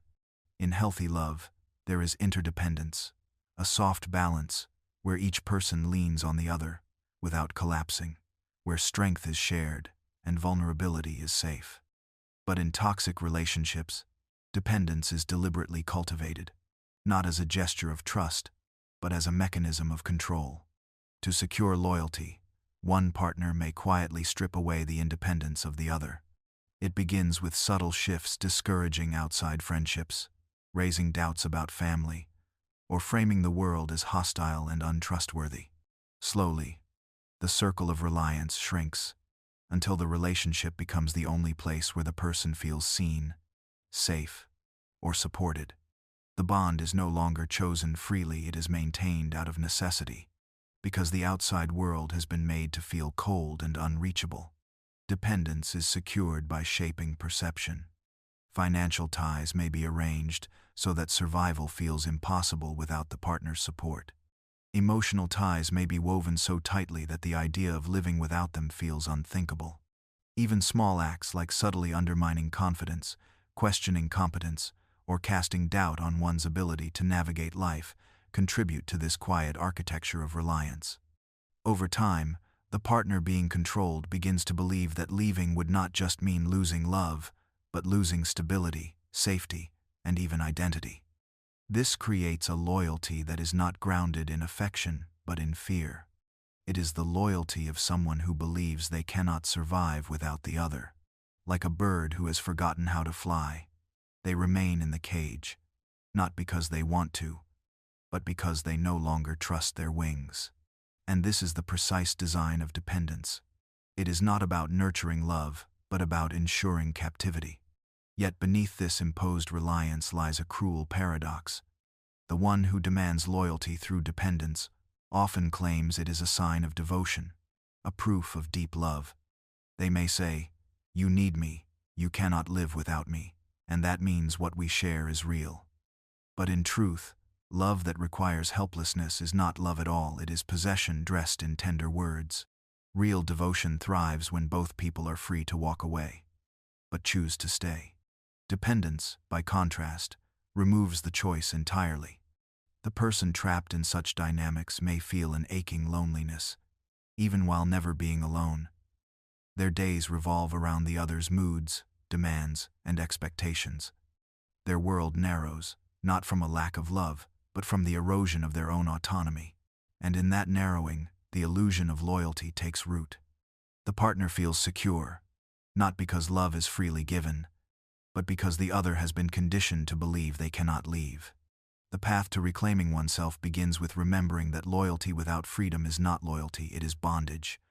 True loyalty comes from choice, not coercion. It comes from the decision, each day, to share life with another, even when independence is fully possible. When you know you could stand on your own, but you choose to stand together, that is where loyalty breathes authentically. So if you find yourself tangled in a web of dependence, ask quietly, do I remain because I want to, or because I believe I must? The answer will guide you toward truth. And in that truth, you may rediscover the forgotten wings that remind you you were never meant to be caged. Now, let's move on to the next chapter. When nurturing becomes control. Nurturing, in its truest form, is one of the most tender expressions of love. It is the act of caring for another's needs, of offering comfort when the world feels harsh, of providing strength when someone feels fragile. It is the warmth of soup when you are ill, the gentle hand on your back when you are afraid, the quiet reassurance that you are not alone. In healthy love, nurturing is a gift, it flows freely, without expectation, and without strings attached. But in toxic love, nurturing can take on another shape. What begins as care may slowly transform into control. A partner may give, not only to soothe, but to bind. They may cook for you, but remind you that you could not feed yourself without them. They may comfort you, but later suggest you would be lost if they weren't there to hold you. They may manage your life in ways that at first feel protective, but gradually leave you dependent, diminished, and small. This transformation is subtle, because it hides under the language of love. The partner who controls may insist, "I only want what's best for you." They may cloak restriction as protection, saying, "I don't think you should see those friends, they're not good for you." Or, "Don't worry about the details, I'll handle it, you just rely on me." At first, these gestures feel safe, even comforting.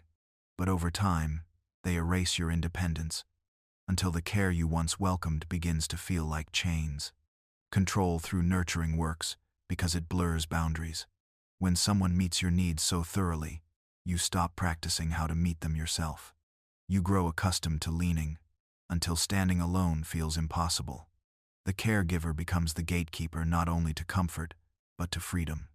And because the control is wrapped in kindness, it is difficult to resist. To question it feels ungrateful, as though rejecting love itself. This is the hidden power of nurturing as control. It convinces you that to resist is to wound the one who cares for you. So you silence the doubts. You accept the rules. You shrink a little more each day, believing that this is what love is meant to feel like. But inside, a quiet voice whispers that something has been stolen, that your choices, your independence, your ability to stand tall, have been traded for a safety that isn't truly safe. And yet, nurturing does not need to become control. In its purest form, it empowers. True care does not weaken you, but strengthens you. It encourages you to grow, to trust yourself, to take risks, to stand even when you stumble. Real love feeds your autonomy rather than consuming it. It reminds you of your own strength, instead of convincing you that you have none. So, when you reflect on the care you receive, ask, does this nurturing expand me, or does it diminish me? Do I feel freer with this love, or more confined? The answers to these questions reveal the difference between care that heals and care that controls. Love should be a hand that steadies, not a leash that restrains. It should be the kind of nurturing that helps you fly higher, not the kind that clips your wings in the name of protection. For when nurturing becomes control, it is no longer love, it is possession disguised as tenderness. And in that disguise, the sweetest poison hides. Now, let's move on to the next chapter. The strategy of future promises. Love, when healthy, is lived in the present. It grows in the tenderness of today, in the small gestures of care and presence that remind us we are valued here and now. But in toxic love, the present often becomes barren. Instead, the promise of tomorrow is used as currency, a way to keep you waiting, hoping, holding on to something that may never come. The strategy of future promises is subtle but powerful. It is the dangling of someday, spoken just enough to quiet your doubts, just enough to keep you from walking away. One day, we'll take that trip. One day, I'll commit fully. One day, I'll change. These words are not empty at first, they carry the weight of hope. They paint pictures of a brighter future, one you long to believe in. And because love thrives on hope, you cling to it. You forgive the disappointments of today, telling yourself tomorrow will make it all worthwhile. But tomorrow never arrives. Instead, the promises stack like fragile paper towers, unstable, yet dazzling enough to distract you from the ground crumbling beneath your feet. Each time reality falls short, the words are spoken again. Just give me time. Things will be different soon.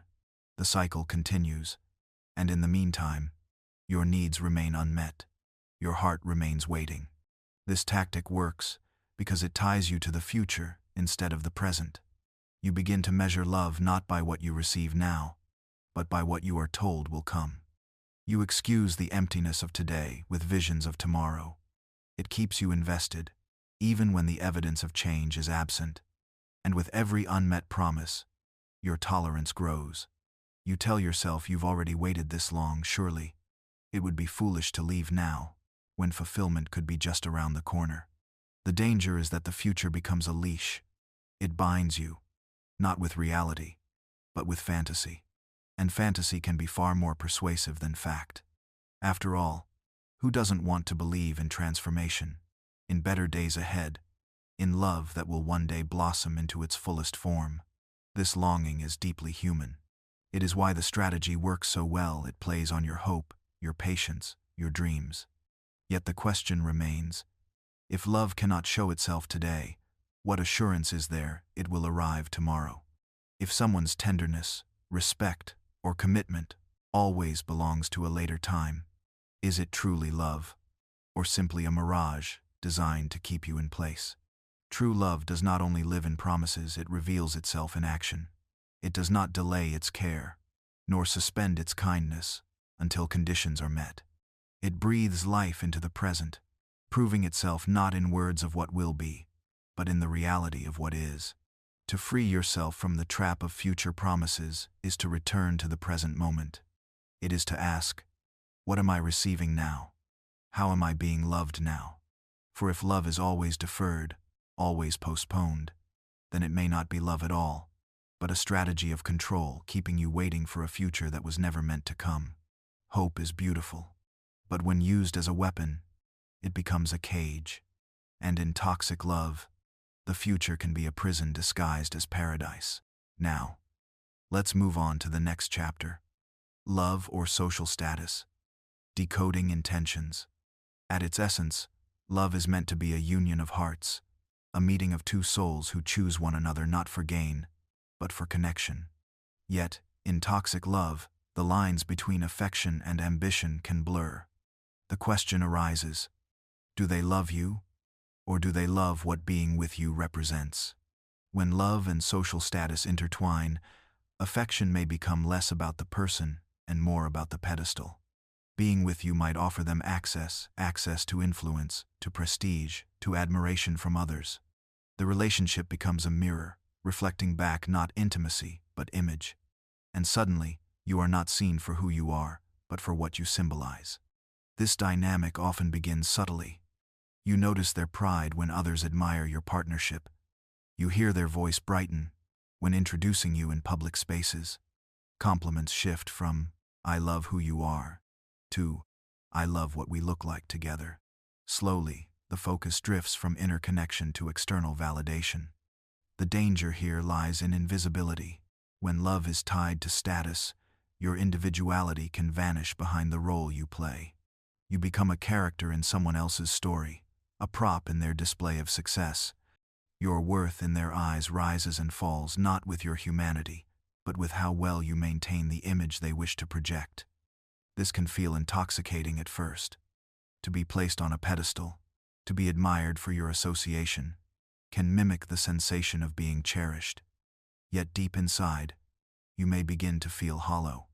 Because when love is genuine, it delights in your quiet truths, your flaws, your laughter, your vulnerability in the dark.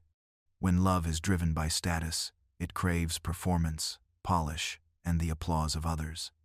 One of the most painful realizations is when you notice their warmth expand in public but shrink in private, or when your value is acknowledged more loudly at social gatherings than in moments of solitude. These inconsistencies can awaken suspicion. Is it truly me they love, or the reflection of themselves they see when standing beside me? Decoding intentions requires courage. It asks you to strip away the glitter of appearances and ask, when the world is not watching, how do they treat me? When I falter, when I fail, when I am less than impressive, do they draw me close or withdraw in disappointment? The truth is, love built on social status is fragile. It bends beneath the weight of change. For status is never permanent. Fortunes shift, beauty fades, influence rises and falls.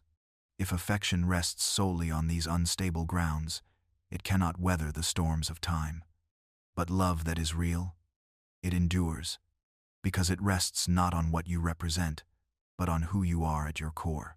Toxic love that ties itself to status often leaves you feeling both admired and unseen, elevated, yet lonely. It is a paradox, adored in the eyes of others, but doubting whether intimacy truly exists behind closed doors.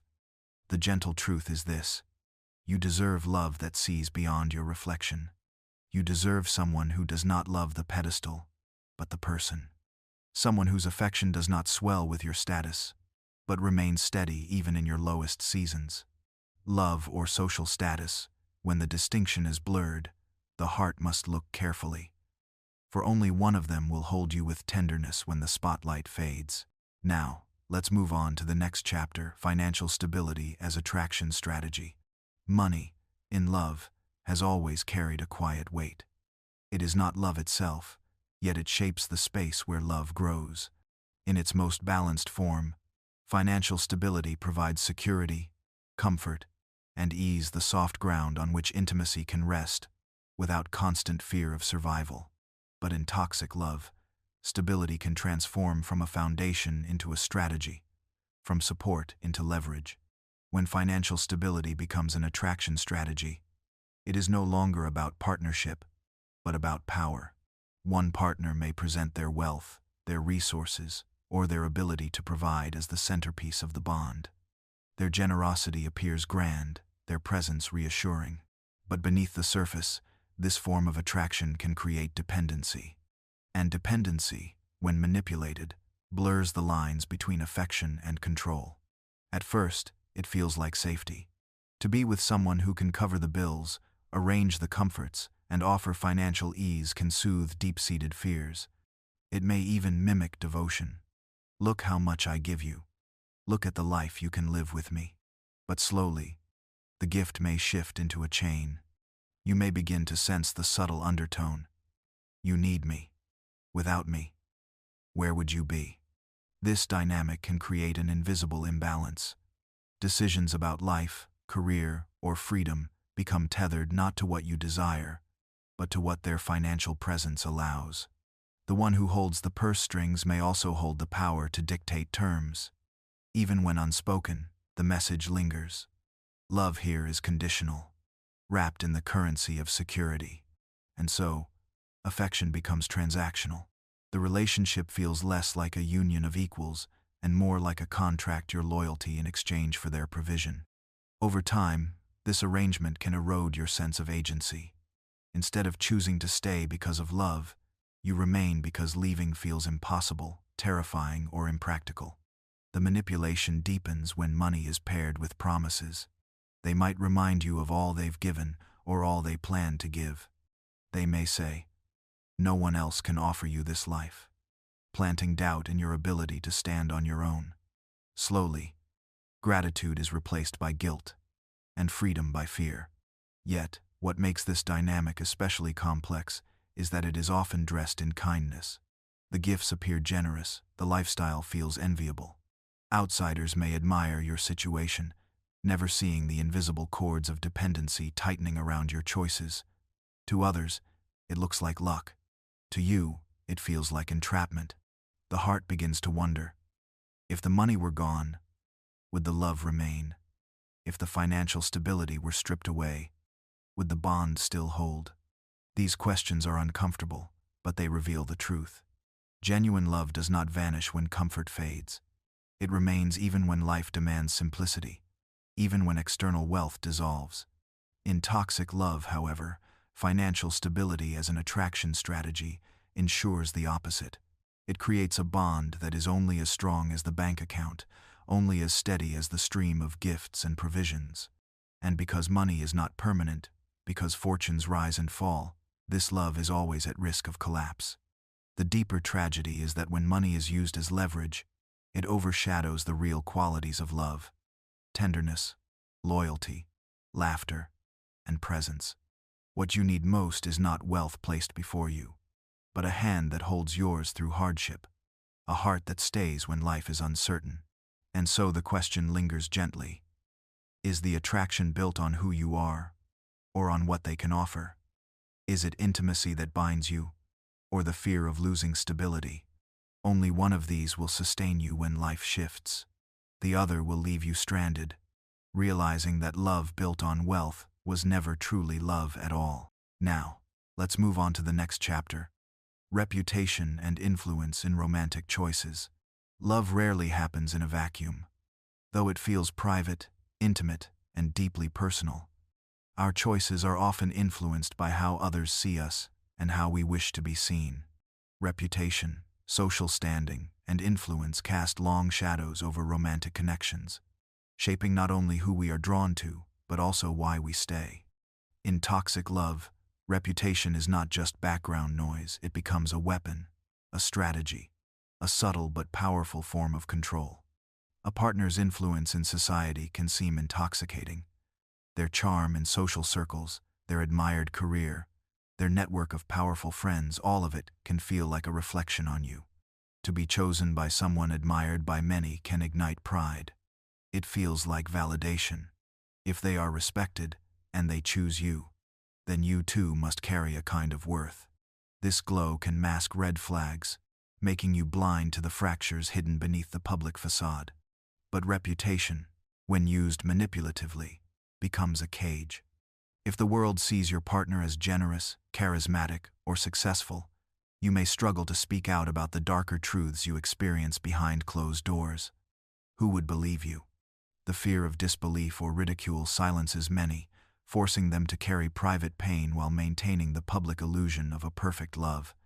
Influence amplifies this tension.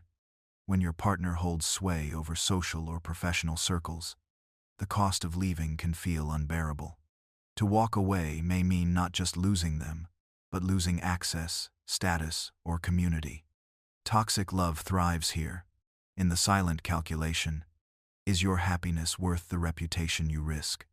This dynamic can twist into subtle blackmail. A manipulative partner might remind you how good you look together, how admired you are as a pair, how devastating it would be if the relationship ended. They may not forbid you from leaving outright, but their words carry the undertone. Without me, your image crumbles. Love becomes a performance, not a sanctuary. Even friends and family can reinforce this trap. They see the surface, the elegant dinners, the pictures on social media, the aura of success. They congratulate you on the relationship, unable to sense the storm within. Their admiration, though innocent, adds weight to your silence. Breaking free would disappoint them, confuse them, disrupt the narrative they've embraced. And so, you play your role, rehearsing affection when in public, even as your heart quietly aches. The tragedy of reputation-driven love is that it strips intimacy of authenticity. Instead of being chosen for who you are chosen, or you choose for what the union looks like to others. You are no longer simply two souls seeking comfort. You are two masks performing a role for an audience that applauds but does not truly see. Yet beneath all the noise, your heart whispers the question: if reputation and influence vanished, if no one were watching, would the love remain? Would you still choose each other in the quiet, unlit rooms where no applause exists? True love flourishes not under the gaze of society but in the unguarded moments, in laughter unshared with the world, in loyalty unadvertised. When love is reduced to reputation, it ceases to be love at all. It becomes theater, its script written not by passion but by expectation. And so the quiet reminder settles in. Reputation fades, influence shifts, public opinion is fickle. What endures is sincerity, the courage to love for truth rather than image, the choice to honor intimacy over applause. In the stillness of night, far from society's gaze, only authenticity remains as love's true mirror. Now, let's move on to the next chapter. Strategic vulnerability. Appearing weak, gaining power. Not all power in love declares itself loudly. Sometimes, it hides in a whisper, in trembling hands, in the image of fragility. Vulnerability, when genuine, is the doorway to intimacy. It allows hearts to meet unguarded, to offer comfort and understanding. But when vulnerability is crafted, when it is rehearsed and weaponized, it becomes something else entirely, a strategy of power disguised as weakness. Strategic vulnerability begins as a subtle act. A partner might share a confession of past pain, tears shimmering in their eyes, drawing forth your instinct to protect. They may reveal wounds at carefully chosen moments, moments when you begin to question the relationship, when your independence threatens their control. Suddenly, their fragility appears before you, and your resolve softens. Your doubts fade, overtaken by the urge to nurture, to stay, to shield them from imagined collapse. This is the paradox. By appearing weak, they gain strength. By claiming fragility, they tie you to them with invisible threads of guilt and responsibility. You become not just a partner but a caretaker, burdened with their stability. Your needs fall to the background because their suffering feels louder, more urgent. And so you stay, not out of joy, but out of duty. In its darkest form, strategic vulnerability becomes manipulation. Tears may flow easily when confrontation arises, silencing your anger. Illness, real or exaggerated, may surface whenever you consider leaving. Desperate declarations of "I can't live without you" may resound, not as love, but as chains. In these moments, what looks like weakness is in fact control, the power to dictate your choices by threatening collapse. The danger of this pattern is its subtlety. Unlike overt aggression or domination, strategic vulnerability cloaks itself in tenderness. Outsiders may see only the fragile partner, praising you for your loyalty, unable to grasp the weight you carry. And you too may doubt yourself. To resist their vulnerability feels cruel, heartless. To question it feels like betrayal. You ask yourself, am I the cold one? Am I abandoning someone who needs me? But love, when healthy, does not demand such sacrifices of self. True vulnerability invites closeness without coercion. It shares wounds without demanding chains. It asks for support but honors balance, recognizing that both partners' needs matter equally. In contrast, strategic vulnerability tips the scale, turning intimacy into obligation. The cycle often repeats in waves. You attempt to reclaim your voice, to set boundaries, to walk toward freedom. And then, as if on cue, their fragility surfaces anxiety, despair, sorrow that feels bottomless. You pause. You step back into the role of caretaker. And with every repetition, your own strength is siphoned, your independence eroded. The haunting truth is that this strategy works because it exploits one of the most tender human instincts, the desire to care. We are wired to protect the fragile, to comfort the suffering, to offer our hearts when another appears in pain. But in toxic love, this instinct is turned against us, binding us in a loop of empathy that becomes self-erasure. In the stillness of reflection, one question lingers. Is the vulnerability before you a bridge or a trap? Does it open the path to shared healing, or does it bind you in silent chains of guilt? Power, when disguised as weakness, is perhaps the most dangerous of all, for it blinds the heart, cloaking control in the language of love, leaving you unsure where compassion ends and manipulation begins. And so the lesson whispers gently. You are not cruel for protecting your own soul. True love holds vulnerability with tenderness, but never as a weapon. Authentic weakness asks for comfort, but it never demands your surrender. Now, let's move on to the next chapter.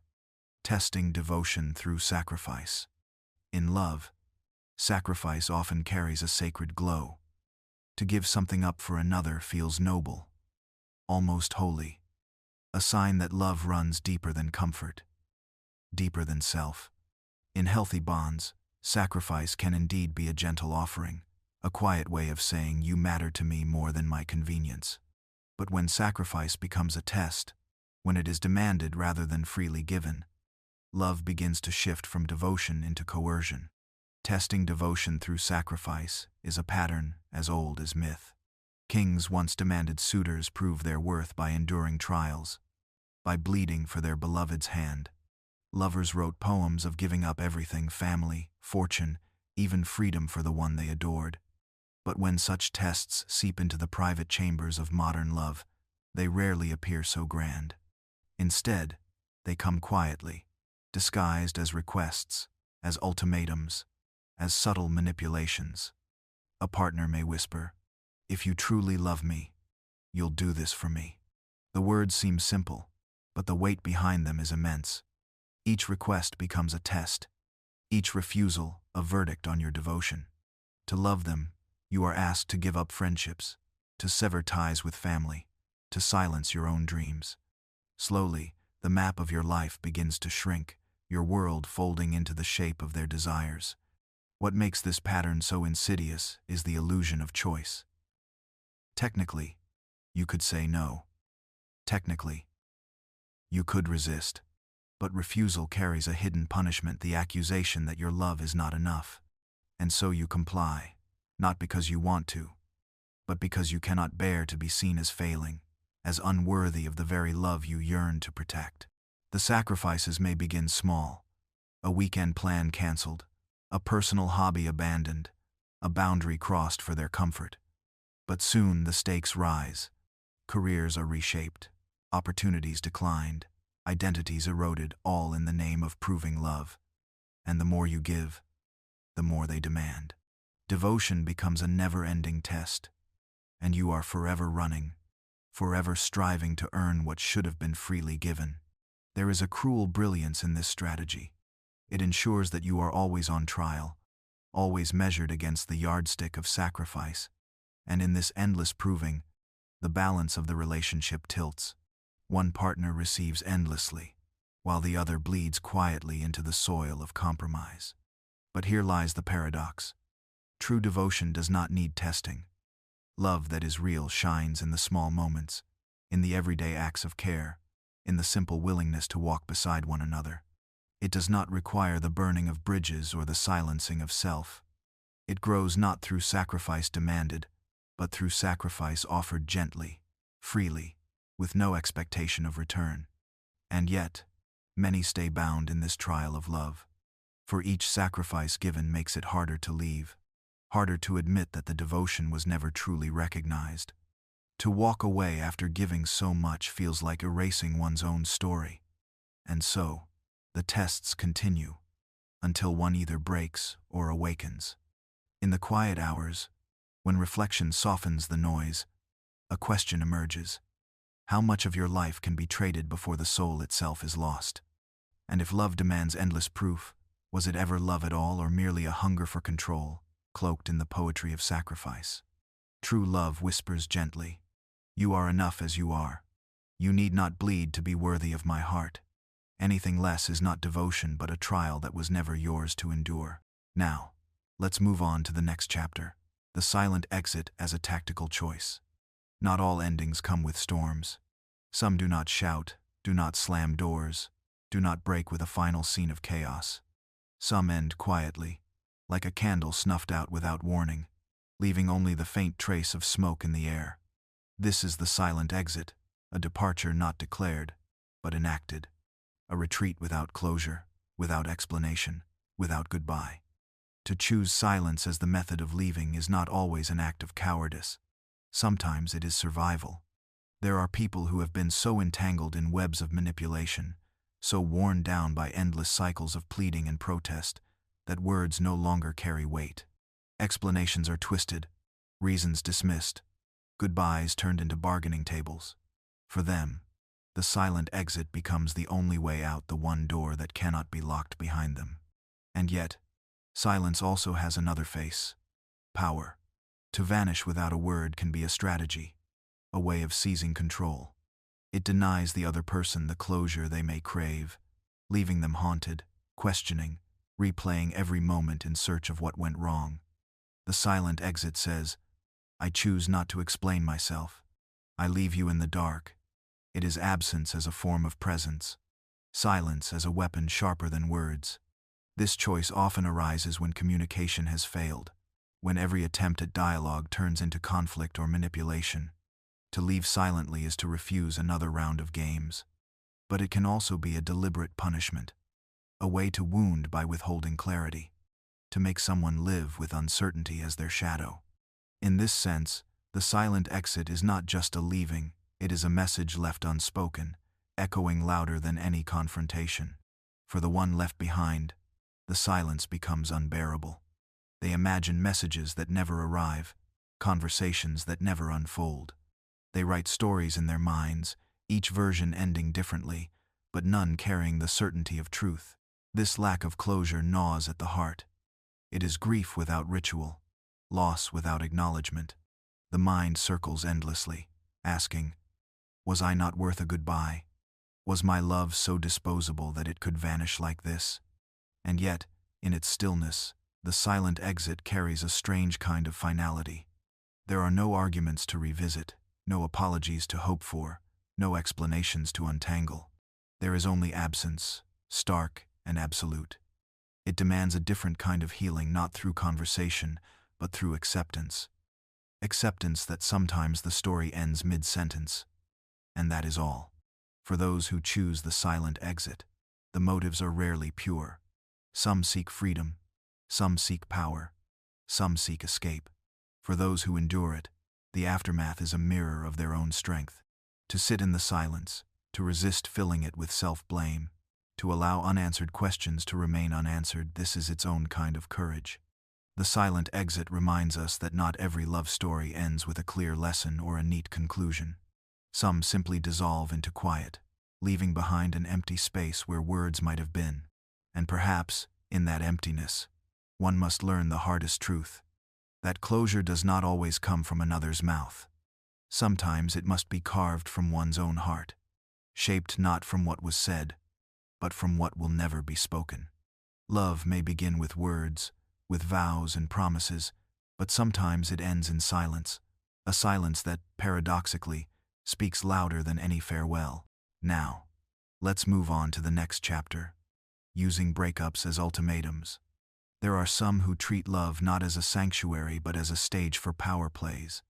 In their world, breakups are not endings but threats, weapons sharpened and wielded whenever control begins to slip. To say, "I'll leave if you don't," is to use absence as leverage, to place love on a fragile scale where one wrong step tips the balance toward abandonment. This tactic transforms relationships into negotiations fueled by fear. The partner who receives the ultimatum learns to walk carefully, always aware that affection might be withdrawn at the first sign of conflict. They begin to live in a state of quiet anxiety, unsure of where the line lies, but knowing it is always there, ready to be crossed, ready to trigger another threat of departure. At first, such ultimatums may seem like moments of passion, as if the threat to leave is an expression of deep hurt. But repeated often enough, the pattern reveals its true purpose. It is not about honesty or boundaries, but about domination. The partner who wields the threat gains the upper hand, shaping behavior not through dialogue but through intimidation. Every reconciliation becomes conditional. Every mistake becomes a test of loyalty. And what does this do to the one on the receiving end? It erodes trust, slowly and steadily. Love begins to feel less like a bond and more like a contract signed under duress. The heart no longer beats freely, but carefully, cautiously, as if each word might trigger another ultimatum. Over time, self-worth diminishes. The partner learns to associate their very existence in the relationship with constant performance, behave correctly, or face abandonment. The danger of using breakups as ultimatums is that they cheapen the very meaning of love's end. True endings should carry weight. They mark a boundary that says this can no longer continue. But when breakups are used as bargaining chips, they become hollow. Each threat blurs the line between temporary conflict and final departure. Eventually, the partner threatened may stop believing the words, or worse, may come to live in fear that one day the threat will finally be real. This pattern also damages the one who wields the threat. By turning love into a tool of manipulation, they lose touch with its essence: trust, vulnerability, and choice. They may believe they are maintaining power, but in truth, they are building a relationship on fragile ground. Love cannot thrive where fear is the soil. The roots may stretch for a time, but sooner or later, the plant withers. And yet, there is a strange seduction to this tactic. For the one who uses it, watching a partner scramble to keep them can feel like proof of devotion. For the one who receives it, the relief when the breakup threat is withdrawn can feel like proof of reconciliation. But these are illusions, crafted by fear and relief, not by genuine closeness. To use breakups as ultimatums is to mistake control for connection. It is to trade the steady warmth of trust for the flickering light of dominance. It is to believe that love can be sustained by threat, when in truth, love only survives in freedom. And for those who find themselves caught in this pattern, the question becomes clear: is this love, or is this captivity? To recognize the difference is to begin the slow, quiet work of reclaiming one's heart, not as a pawn on a board of ultimatums, but as a soul worthy of love without conditions, without threats, without fear. Now, let's move on to the next chapter: playing victim to maintain control. In the delicate dance of relationships, power often hides in unexpected places. Some gain it not through dominance, but through weakness, at least the performance of it. To play the victim is to rewrite the story so that responsibility shifts, guilt takes root, and the other is left carrying burdens that were never theirs to bear. At first, it may seem like vulnerability. Tears flow easily. Words sound fragile, broken, aching. The partner who witnesses this display may feel protective, even ashamed for causing hurt. They soften their voice, they withdraw their complaints, they begin to give more than they receive. And so, without raising their voice, without threatening to leave, the one who plays victim gains control. This tactic thrives on inversion. The one who causes harm becomes the one who appears harmed. The one who seeks accountability is made to feel cruel for asking. The argument is not resolved. It is reframed, so that compassion replaces confrontation. The victim mask disarms anger, silences questions, and redirects the flow of the relationship back toward the comfort of the manipulator. Over time, this cycle becomes exhausting for the partner who is always made to feel like the aggressor. Each attempt to express pain or disappointment is met with a deeper wound from the other. You don't understand what I've been through. You're hurting me again. You never care about me. The partner begins to shrink back, to silence themselves, to avoid conflict altogether. For what use is honesty if it only creates guilt? But guilt, when manipulated, is a powerful tether. It binds the other in a loop of caretaking, self-censorship, and sacrifice. The one who plays victim thrives in this space. For as long as the guilt holds, their control remains. They need not demand loyalty. They inspire it through pity. They need not force attention. They receive it through sorrow. And yet, beneath this performance lies a paradox. The one who constantly casts themselves as the injured party may gain power, but they lose respect. For love built on pity cannot sustain itself. Compassion may last for a season, but when it is continually exploited, it begins to harden into resentment. The tragedy of this pattern is that it often emerges from real wounds.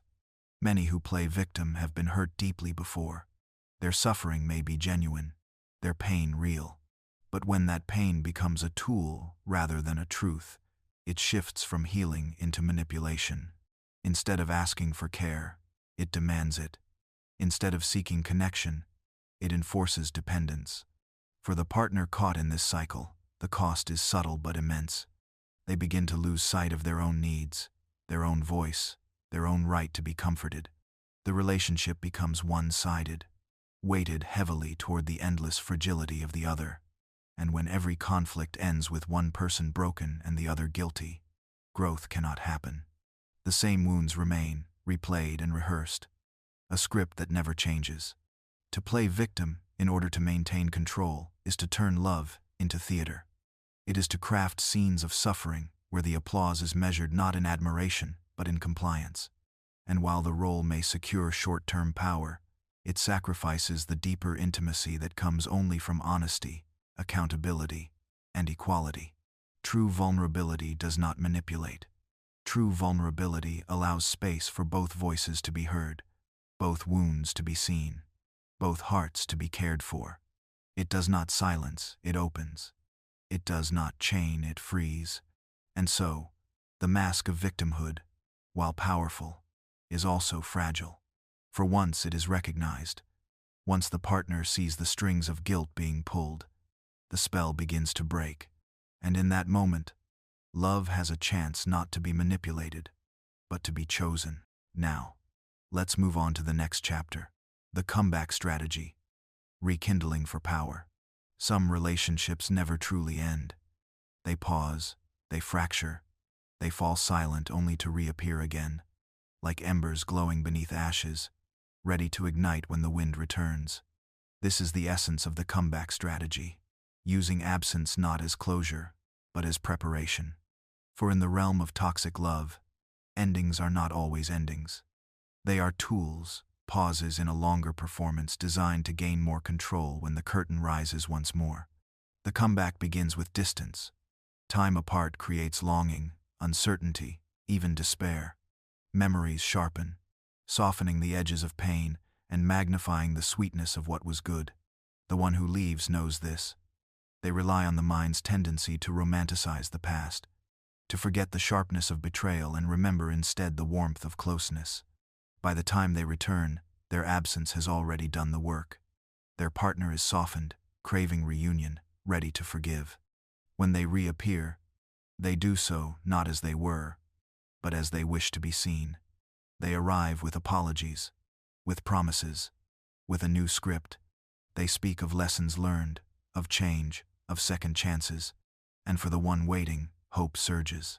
The pain of abandonment is reframed as the necessary path toward renewal. The comeback feels like destiny, as if the separation was proof of how deeply the bond cannot be broken. But beneath this romantic illusion lies a strategy of power. The one who returns knows the gravity of absence. They know the thrill of being missed, the strength of nostalgia, the vulnerability of hope.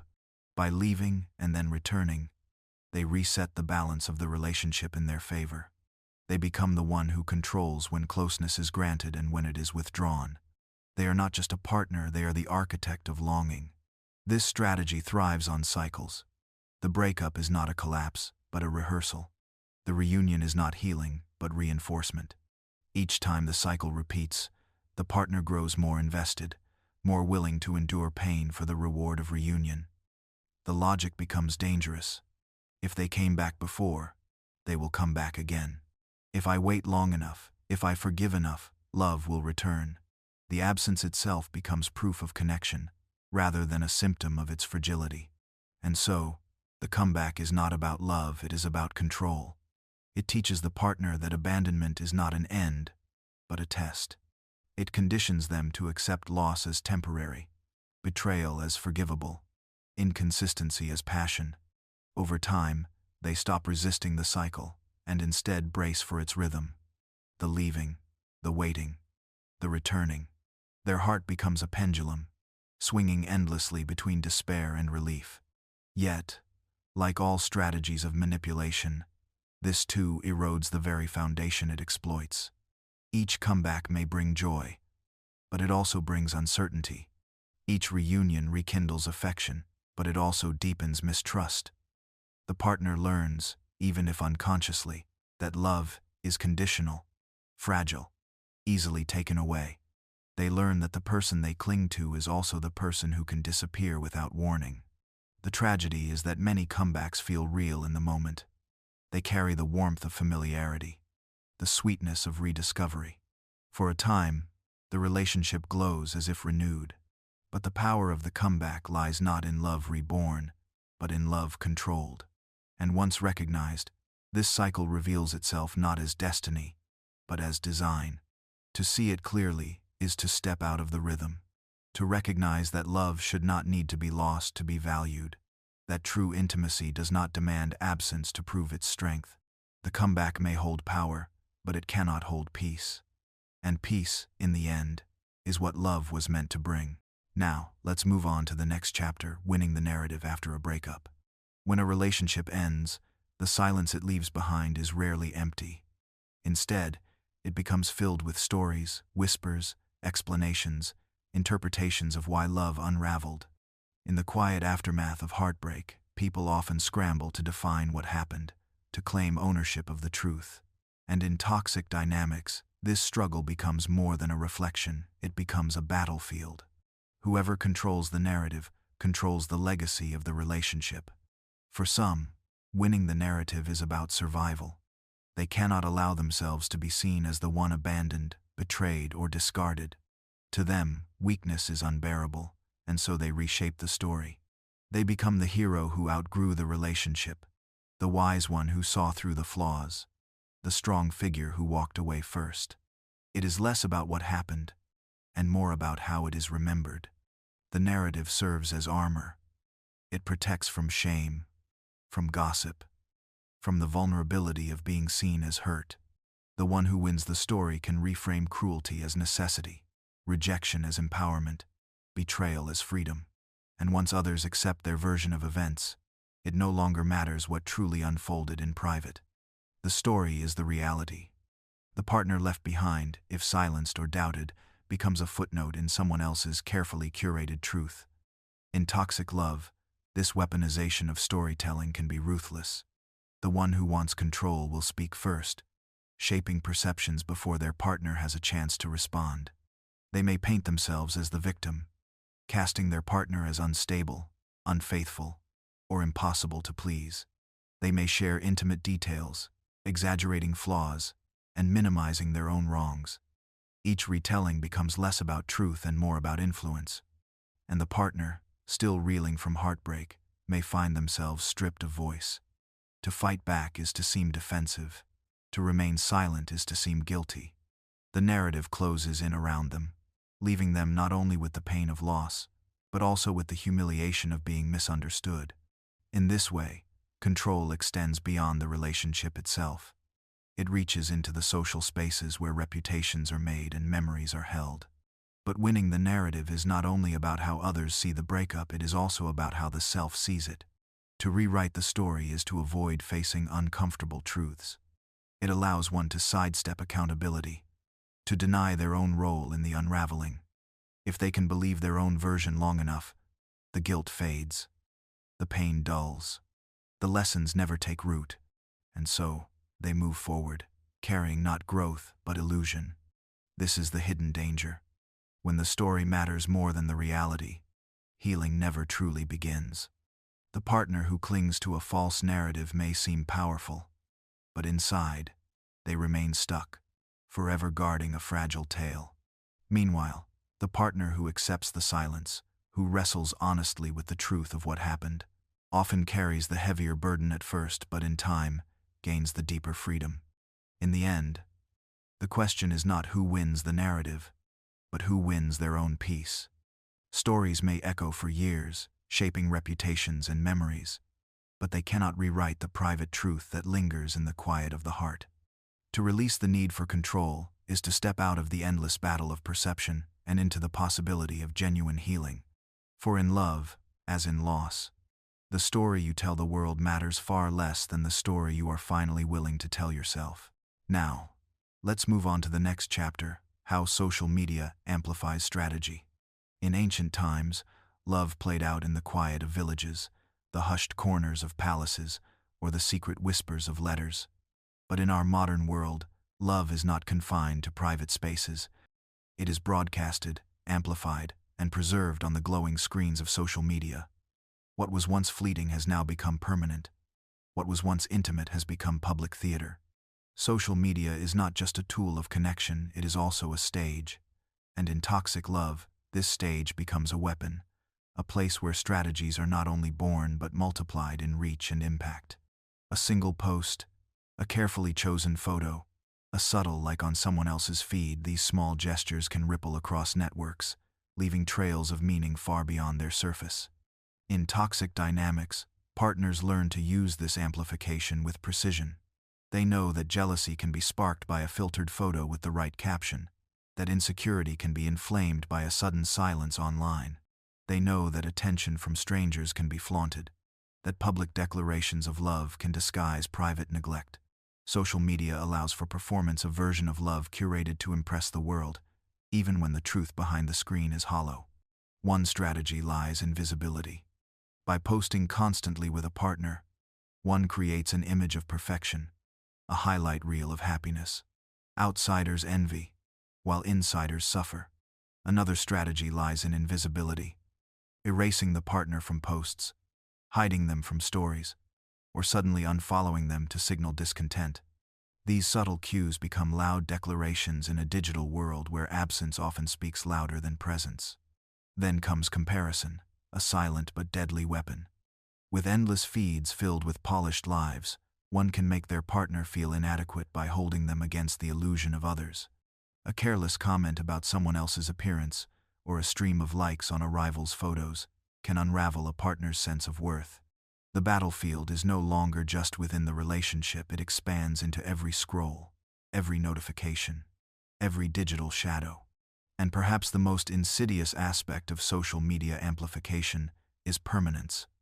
In the past, words could fade, gestures could be forgotten. But online, moments are captured and stored, sometimes forever. A single post can haunt a partner long after love has ended, resurfacing like a ghost, reminding them of a story they cannot erase.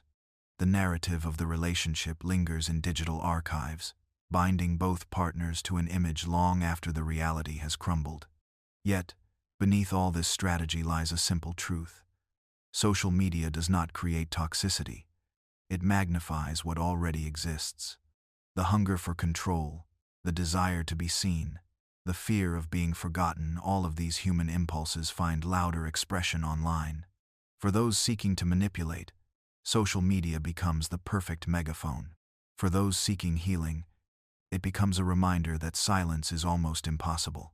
In the end, the question remains, are we loving the person or the performance? Are we cherishing connection or curating an audience? The strategies of toxic love may echo louder in the digital realm, but so does the chance to step away, to reclaim intimacy from the endless scroll. For love, in its purest form, needs no filter, no audience, no stage. It asks only for presence, the kind that cannot be amplified, only lived. Now, let's move on to the next chapter. Ghosting as a power play. There is a silence in love that feels gentle, a pause between words, a space where two souls breathe together. But then, there is another kind of silence, the silence of disappearance, the silence of ghosting. It is sudden, sharp, and intentional. It is not absence by chance, but absence as strategy.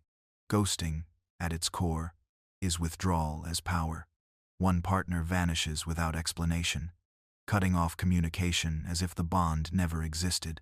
Calls go unanswered, messages remain unseen, and the rhythm of presence collapses into nothingness. To the one left behind, it feels like standing before a locked door that once was open, knocking endlessly into a void. But for the ghoster, this silence holds leverage. By vanishing, they control the narrative. They leave the other person grasping for answers, questioning their own worth, replaying every conversation, every gesture, searching for the mistake that caused the disappearance. Ghosting shifts the emotional labor onto the one abandoned, forcing them to carry confusion, grief, and self-blame. Why is ghosting so powerful? Because it robs closure. In human relationships, endings hold meaning. Words of goodbye, even when painful, allow the heart to stitch itself back together. But when those words are denied, the wound stays open. The mind cannot rest, for it has no story to tell itself, no final chapter to close. The silence becomes louder than any spoken cruelty. Ghosting also reflects the digital age's peculiar cruelty. Once, to leave someone, you had to walk away physically, to confront the weight of parting. Today, a single swipe, a block, or an ignored message can sever ties without confrontation. Technology allows avoidance to masquerade as freedom. It lets one escape the discomfort of accountability, while the other person is trapped in unanswered questions. For some, ghosting is used as punishment, a way to teach the other a lesson, to create fear of abandonment. For others, it is a display of dominance. I decide when this story ends. And sometimes, it is simply convenience, disguised as cruelty, when one chooses ease over honesty. Yet in every form, ghosting carries the same message. My comfort matters more than your closure. The toxic brilliance of ghosting is its invisibility. Unlike fights, betrayals, or lies, it leaves no evidence, no tangible wound. The hurt is internal, carved into the unseen spaces of the psyche. It destabilizes the victim's sense of self, for what cannot be named cannot be healed. And yet, there is another truth hidden within the strategy. Ghosting may feel like power, but it also reveals fear. The fear of confrontation, the fear of vulnerability, the fear of taking responsibility for the pain one causes. In silence, the ghoster avoids their own discomfort, but they also reveal their inability to face the weight of human connection. For the one left behind, healing from ghosting means rewriting the story in a different way. It means realizing that the silence speaks not of their unworthiness, but of the other's incapacity. It means choosing to create closure for oneself, even when the other has refused to offer it. It means remembering that true love is not disappearance, but presence. Ghosting may seem like a power play, but in the end, it leaves one person haunted and the other exposed. For power built on silence is fragile, it cannot outlast the echoes of truth. Now, let's move on to the next chapter. Breadcrumbing and digital manipulation. Imagine being led through a dark forest, hungry, disoriented, and uncertain of the way home. Then, faintly, you see crumbs scattered on the ground. You follow them, believing they will lead you somewhere safe, but they never do. They keep you wandering, half hoping, never arriving. This is the essence of breadcrumbing in love, tiny fragments of attention, never enough to nourish, yet just enough to keep you chasing. Breadcrumbing is not silence, but an illusion of presence. Unlike ghosting, where someone disappears completely, breadcrumbing is the art of staying partially visible. A message here, a compliment there, a like on a photo, a quick late-night text. Each act feels like a promise, yet none of them lead to commitment. It is a strategy of dangling affection like bait, pulling the other person into an endless loop of waiting, hoping, and doubting. The psychology of breadcrumbing thrives on scarcity. When attention is rare, each crumb feels precious. The brain magnifies its value, interpreting the small gestures as signs of deeper meaning. The victim finds themselves asking, if they didn't care, why would they still message me? Why would they linger in my life at all? Hope becomes a trap, and ambiguity becomes control. In truth, breadcrumbing is a manipulation of rhythm. Too much absence creates abandonment, but too much presence invites accountability. So the breadcrumber chooses the middle path, just enough attention to prevent closure, not enough to build security. It keeps the other person emotionally tethered, while the breadcrumber expends the bare minimum of effort. Digital technology amplifies this strategy. A single emoji, a reaction to a story, or a casual, "Hey, how have you been?" becomes the modern crumb. Social media allows people to hover at the edges of someone's life, never fully entering, never fully leaving. The line between intimacy and distance blurs, making the victim wonder if they are imagining the connection or if it is truly there. Breadcrumbing is not always conscious cruelty. Sometimes, it comes from indecision, when one person does not want to commit, but also does not want to lose the comfort of being desired. Sometimes, it comes from selfishness, a desire for validation without responsibility. But in every form, it keeps the other person stuck in a cycle of longing without fulfillment. The toxic brilliance of breadcrumbing is its invisibility. There is no grand betrayal, no dramatic fight, no clear ending. Instead, there is a steady drip of inconsistency, which slowly erodes self-esteem. The victim feels foolish for caring too much, yet unable to stop. They live on the edge of possibility, never realizing the promise is hollow. And yet, breadcrumbing reveals something deeper about human longing. At its core, it plays upon the universal desire to be seen, to matter, to be chosen. The crumbs feed not the body, but the soul's hunger for recognition. That is why the strategy works, not because the gestures are meaningful, but because the heart is willing to search for meaning where there is almost none. Breaking free from breadcrumbing requires reclaiming one's worth. It means recognizing that real love is not given in fragments. It is not a trail of crumbs, but a table where both are invited to sit and feast. To step away is to refuse starvation disguised as affection. It is to say, I deserve more than almost love. I deserve fullness, not fragments.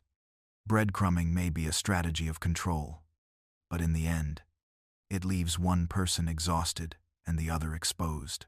For to feed someone crumbs is to admit that you never intended to nourish them in the first place. Now, let's move on to the next chapter. Public versus private persona in love. Love does not live only in private whispers. In the modern age, it also exists beneath the glow of screens, in photographs, captions, and carefully crafted displays. For many, the relationship is not only about how two souls meet in secret, but also about how the union is performed before an audience. The divide between the public and private persona of love can be vast, and within that divide lies both strategy and struggle. Public persona is performance. It is the curated image, the smiling photos, the anniversary posts, the declarations of forever etched into timelines. These are not always lies. They may be genuine moments of joy, but they are also chosen moments, edited to fit a narrative. In public, love can look invincible, untouchable, even enviable. It is a story told not just to the partner, but to the world. Private persona, however, is unfiltered. It is where silence speaks louder than captions, where arguments unfold without an audience, where doubts linger in the quiet of midnight. A couple might look radiant in a picture, yet in private, they are distant, fractured, or even on the edge of breaking apart. The contradiction is not hypocrisy but survival. The public stage requires performance, while the private stage reveals the truth. This split between public and private love can itself become a strategy. Some wield the public persona as armor, projecting strength to mask fragility. A partner might post endlessly about devotion, not because the bond is strong, but because they fear others seeing the cracks. The louder the performance, the weaker the reality might be. In this way, public love becomes not an expression, but a defense mechanism. Others use the public display as leverage. By making affection visible, they bind their partner with social pressure. If the world believes the relationship is perfect, it becomes harder to leave without facing questions, judgment, or gossip. The image becomes a cage, locking both into roles they may no longer wish to play. Meanwhile, the private persona becomes a battleground. What is hidden grows heavy. Suppressed arguments, silenced needs, unspoken resentments, all of it accumulates in the shadows. The partner may smile for the world, but their soul whispers another truth. And slowly, the distance between the public image and private reality creates dissonance. The relationship becomes two different stories told at once, one for others, one for the self. Social media intensifies this divide. Once, love lived mostly in private spaces, letters, whispered promises, family gatherings. Now, it is broadcast in real time. The like becomes a form of validation, the comment a reassurance, the tag a silent promise of belonging. But just as easily, the absence of these signs becomes a weapon. A partner might withhold public recognition as punishment, creating insecurity. Why didn't they post about me? Why didn't they acknowledge our milestone? The public arena becomes a stage for subtle games, where affection and neglect are both performed for effect. The danger of this duality is that one can begin to value the public version of love more than the private one. It is easy to chase the applause, to cling to the image, to believe that if others admire the relationship, then it must be real. But applause fades when the curtain falls, and only the private self remains. True love does not need to hide behind either mask. It does not need to be loud in public, nor silent in private. It breathes in both spaces, consistent and steady. The strategy of splitting persona may win admiration or control, but it starves authenticity. For love to thrive, the image and the reality must eventually merge. Otherwise, the performance consumes the truth, and what remains is not a bond, but a facade. Now, let's move on to the next chapter. Dating apps as strategic arenas. Dating has always been a game of choices, glances, and risks. But in the modern age, the battlefield has shifted. Love no longer begins only in crowded rooms, quiet libraries, or chance meetings on rainy streets. Now, it begins on glowing screens, where thousands of possibilities flicker at a swipe. Dating apps have become arenas, places where strategy often matters as much as sincerity, where love is pursued through algorithms, curated images, and carefully chosen words. At first glance, these platforms promise abundance. A swipe right, a match, a message. They seem like doors opening to endless connections. But beneath the surface lies a subtle strategy. Every profile is a crafted persona, designed to attract, to intrigue, to stand out in a sea of others. The pictures are not random. They are selected to project identity, status, desirability. Even the short descriptions, often witty or poetic, serve as hooks, strategic signals to catch the wandering eye. For some, this arena becomes a space of performance. Each swipe is not about finding love, but about validation. The number of matches becomes a score, the notifications a measure of worth. In this way, dating apps can transform into a competition, where the goal shifts from genuine connection to victory in visibility. Strategy outweighs authenticity. The game becomes about being seen, not about being known. Others use dating apps tactically in relationships themselves. A person might download the app not to find someone new, but to provoke jealousy, to test their partner's loyalty, or to feel a sense of power. The existence of these apps creates a perpetual what if. The knowledge that other options are only a swipe away. This knowledge itself can destabilize commitment, introducing insecurity into even strong bonds. The apps also alter the rhythm of intimacy. In traditional encounters, time unfolds slowly. One meets, one talks, one builds trust. On apps, however, everything accelerates. Profiles are judged in seconds. Conversations start and end in hours. Ghosting, once a rare cruelty, becomes normalized because the next option is always available. This rapid pace trains the heart to treat others as temporary, replaceable, disposable. Yet within this arena of strategy, there is also vulnerability. Each profile, no matter how polished, is also a quiet hope that someone will look beyond the surface and choose connection. The very act of putting oneself onto an app is an admission of longing. Even in the midst of strategy, the human desire for love remains. But the strategic element cannot be ignored. Algorithms decide who sees whom. Profiles are ranked, boosted, or hidden. The arena is not neutral, it is structured like a marketplace, where attention is currency and competition is fierce. Love is not sought only between two hearts, but negotiated through the invisible hand of software. This raises a quiet danger. Relationships born in such arenas may begin with comparison, calculation, and performance rather than genuine presence. A person might always wonder if their partner chose them sincerely, or simply because they were the best option available at the time. The marketplace logic lingers, whispering, "What if someone better appears tomorrow?" And so, dating apps become mirrors of our modern anxieties: fear of missing out, craving for validation, the search for belonging in a crowded world. They are arenas where strategy and sincerity collide, where love is both commodified and yearned for. In the end, love on these platforms can still be real, but it requires one to resist the game, to step beyond the swipe, beyond the performance, beyond the strategy, to see not a profile, but a person, to treat the arena not as a battlefield, but as a doorway.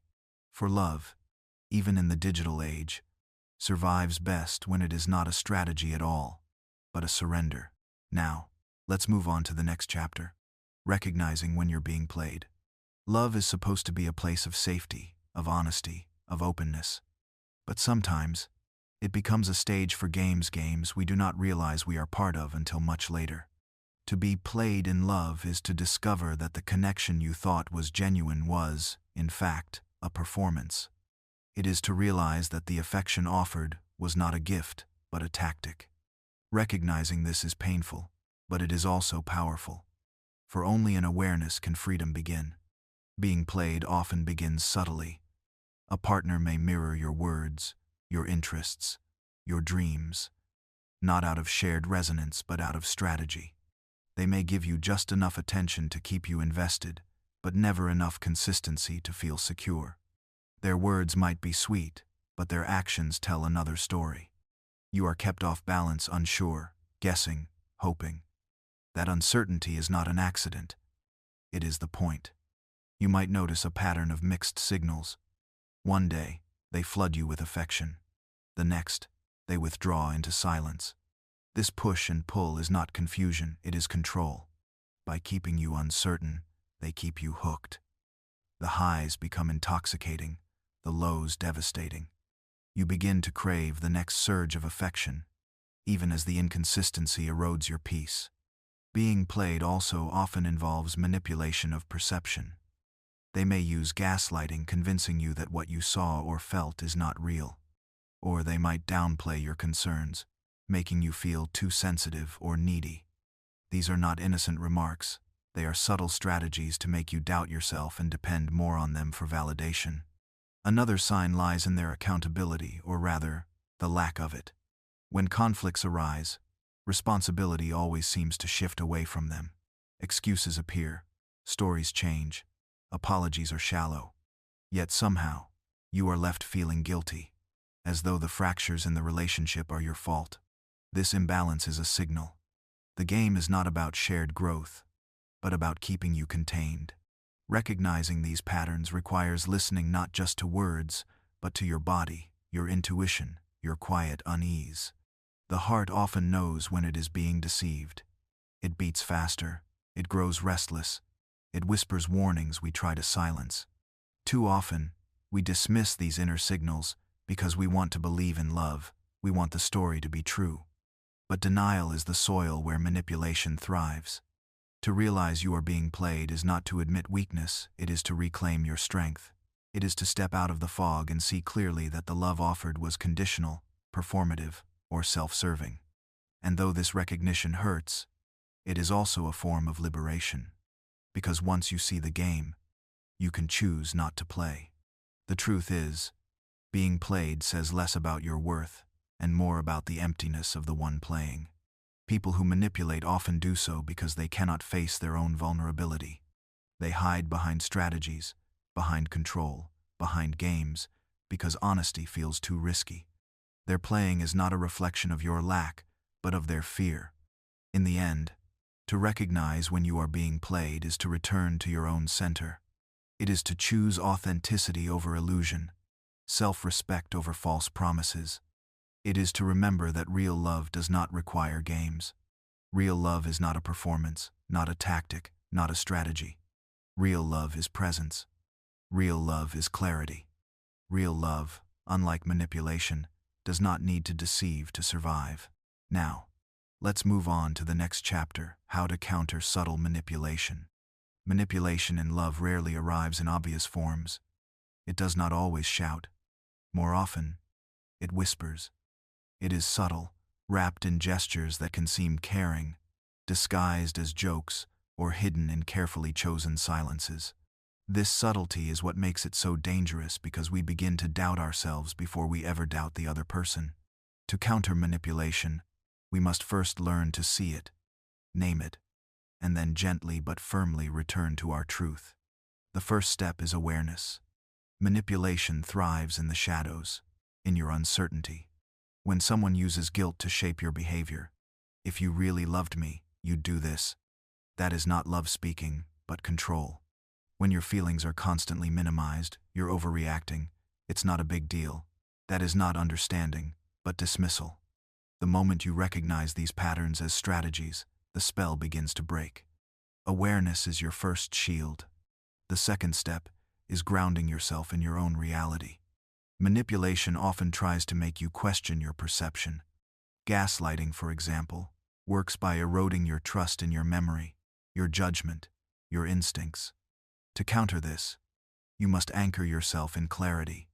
Journaling can help, writing down what was said, what was done, how you felt.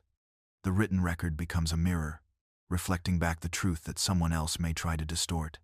Next comes boundaries. Boundaries are not walls. They are the gentle fences that protect your peace. To counter manipulation, you must learn to say no, not with anger, but with firmness.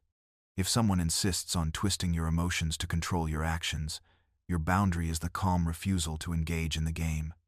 Boundaries may disappoint manipulators, for they thrive on access. But they are also the ground where your strength grows. Another powerful tool is asking clarifying questions. When manipulation hides in vague statements or shifting narratives, gently asking for specifics can unravel the tactic. For instance, if someone says, "You always do this," you can respond, "Can you tell me exactly when I did?" Precision exposes exaggeration. Questions bring light where manipulation prefers fog. It is also essential to strengthen your inner circle. Manipulation works best when you are isolated, when you feel alone in your doubts. Trusted friends, mentors, or counselors can provide perspective. Sometimes, when you are deep inside a relationship, it is hard to see the patterns clearly. Others who care for you can hold up a mirror and say, "This is not normal. You deserve better." But perhaps the deepest counter is self-trust. Manipulation aims to fracture your confidence in your own feelings. To heal from this, you must return to yourself again and again. If something feels wrong, allow yourself to believe that it is wrong. If your body tenses, if your heart sinks, these signals are not betrayals, they are guides. Trusting them is not selfish. It is survival. Finally, remember this. You cannot always stop someone from attempting to manipulate you. Their choices are their own, but you can refuse to be shaped by those attempts. You can choose clarity over confusion, calm over chaos, strength over submission. The goal is not to fight manipulation with counter-manipulation, but to step out of the game entirely. Love, in its true form, does not require strategies. It does not demand guilt or silence or twisted truths. Love invites openness. Love respects your voice. Love celebrates your clarity. And so, the way to counter manipulation is not through harder games, but through deeper honesty, first with yourself, and then, if possible, with the other. Now, let's move on to the next chapter, healthy boundaries versus strategic games. In love, boundaries and games often get confused. To some, saying no feels like playing hard to get. To others, taking space is seen as a strategy to increase desire. But there is a quiet, powerful difference between healthy boundaries and the games that create distance. One grows from self-respect, while the other grows from fear or control. Understanding this difference can transform not only your relationships, but also the way you see yourself. A healthy boundary is an act of honesty. It says, "This is what I need in order to feel safe, respected, and whole." It might look like needing time alone to recharge, asking for clarity in communication, or refusing to tolerate belittling words. A boundary is not about punishing the other person. It is about honoring your own humanity. It is rooted in care for yourself and for the relationship. Strategic games, on the other hand, often involve withholding or manipulating to gain the upper hand. They may look similar on the surface: delayed replies, withdrawal of affection, silence after conflict, but the intention is different. Games are not about care. They are about control. They seek to provoke reaction rather than invite understanding. While boundaries create trust, games erode it. The test is simple. Does the action bring clarity or confusion? Boundaries clarify who you are and what you need. Games cloud the air, leaving the other person guessing, second-guessing, or spiraling in insecurity. When you set a boundary, you offer the other person a chance to step closer in respect. When you play a game, you push them into uncertainty, often without even admitting what you truly want. It is also important to recognize how society often glorifies games in love. Movies, advice columns, even friends may tell you, "Don't be too available, make them chase you, play it cool." These suggestions are rooted in fear, the fear that if you show your whole self, you will not be enough. But boundaries teach us the opposite, that by showing our true self, by being clear about our limits and desires, we create love that is stable, respectful, and enduring. To practice healthy boundaries, you must begin with self-awareness. Ask yourself, what do I need to feel loved? What behaviors harm me? Where do I feel drained, or unseen, or disrespected? These are the seeds of your boundaries. Without this reflection, it is easy to mistake defensiveness or withdrawal as boundaries, when in fact, they are just another kind of game. The next step is communication. A boundary unspoken is rarely effective. It must be shared calmly, directly, and without accusation. For example, instead of playing the game of, "I'll ignore them to show I'm upset," a boundary says, "When you cancel plans without telling me, I feel hurt. I need better communication." Notice how one approach invites resolution, while the other deepens the cycle of manipulation. Boundaries require courage, because they carry the risk of rejection. Someone may not respect them. They may resist, or even walk away. But that risk is also the strength of boundaries. It filters out relationships built on imbalance. Games may win attention in the short term, but boundaries win respect in the long term. And so, in love, the path is not to master the art of strategy, but to embrace the grace of truth. Boundaries remind us that real intimacy cannot thrive in games. It thrives in honesty, in the willingness to be known, and in the courage to protect our well-being. Love does not demand that you be endless or empty. It asks only that you show up as yourself, clear, grounded, and whole. Boundaries make that possible. Games, however clever, only keep love at a distance. Now, let's move on to the next chapter. the difference between strategy and toxicity. In every relationship, some degree of strategy exists. We all think about how we present ourselves, how we communicate, how we express love, and when we hold back. These small choices are not necessarily harmful. They are part of the dance of connection.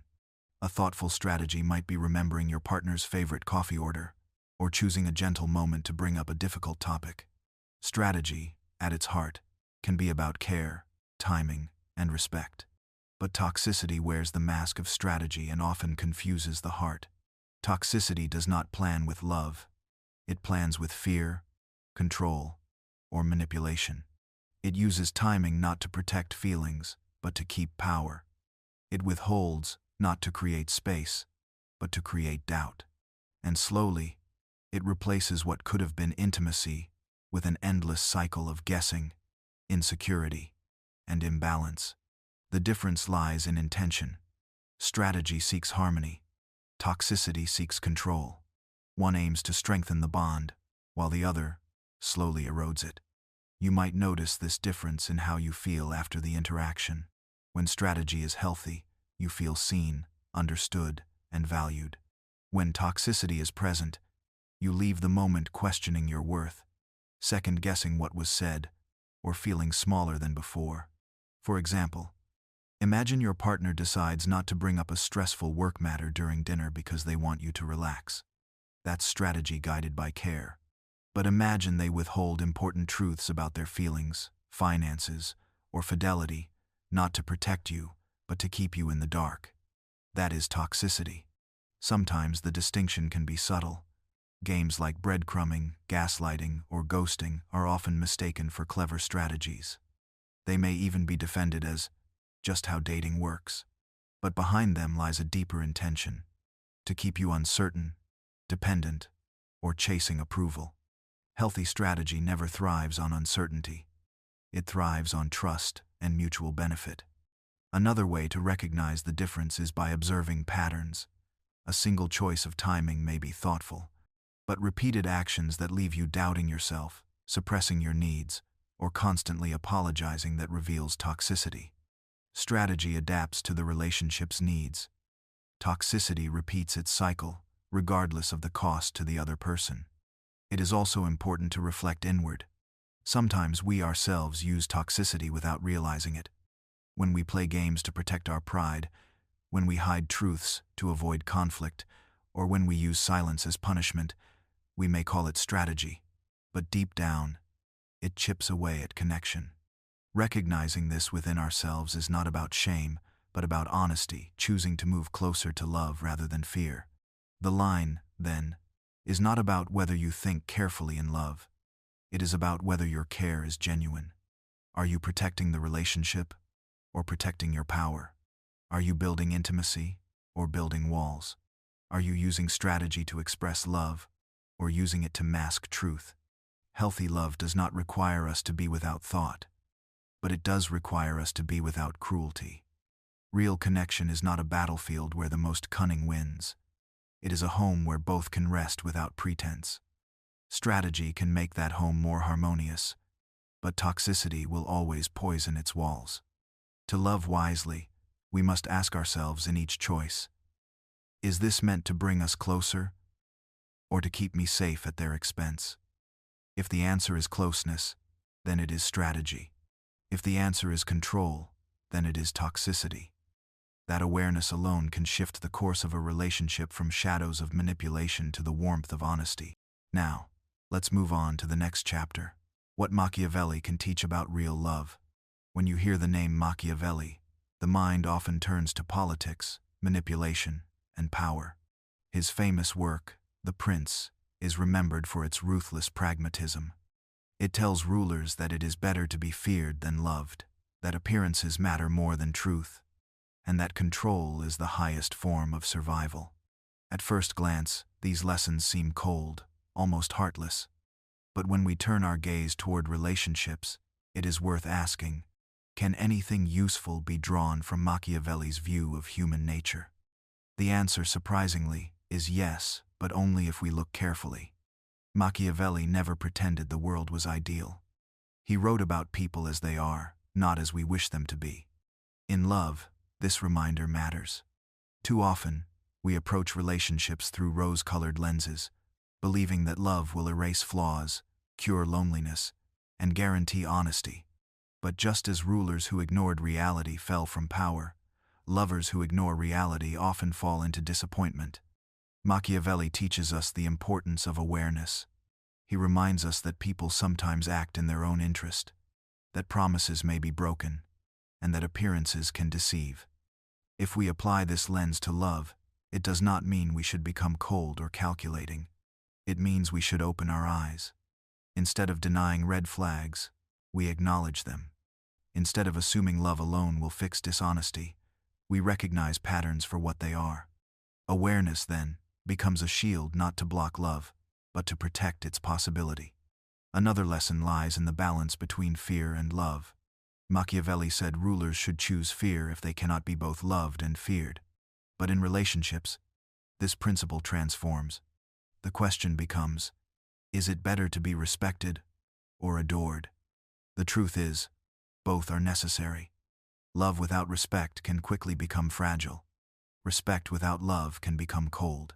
In real relationships, balance is not about choosing fear, but about cultivating dignity alongside affection.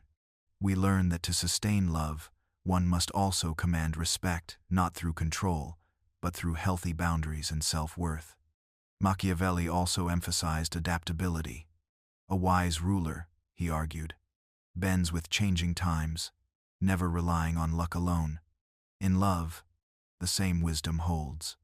Relationships change with seasons, the first rush of passion, the challenges of conflict, the routines of long-term companionship. Those who refuse to adapt, clinging to the fantasy of an eternal honeymoon, often suffer disappointment. Those who adapt with grace, however, find a deeper love on the other side of change. Just as a ruler survives by flexibility, lovers endure by resilience.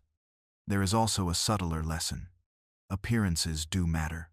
Machiavelli advised rulers to seem virtuous, even if they were not, because perception shaped loyalty. In relationships, authenticity is ideal, but presentation still carries weight. The way we communicate, the respect we show in public, the care we give to our partner's image, these appearances build trust. A partner who belittles you in front of others erodes intimacy, no matter what happens behind closed doors. Thus, Machiavelli's point remains. How love looks on the outside shapes how it feels on the inside. But here is the crucial difference.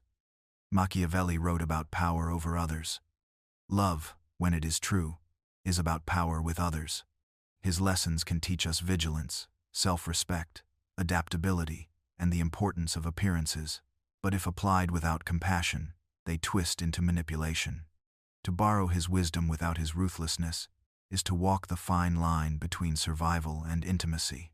What Machiavelli teaches about real love, then, is not how to dominate, but how to remain awake. To love with both heart and eyes open.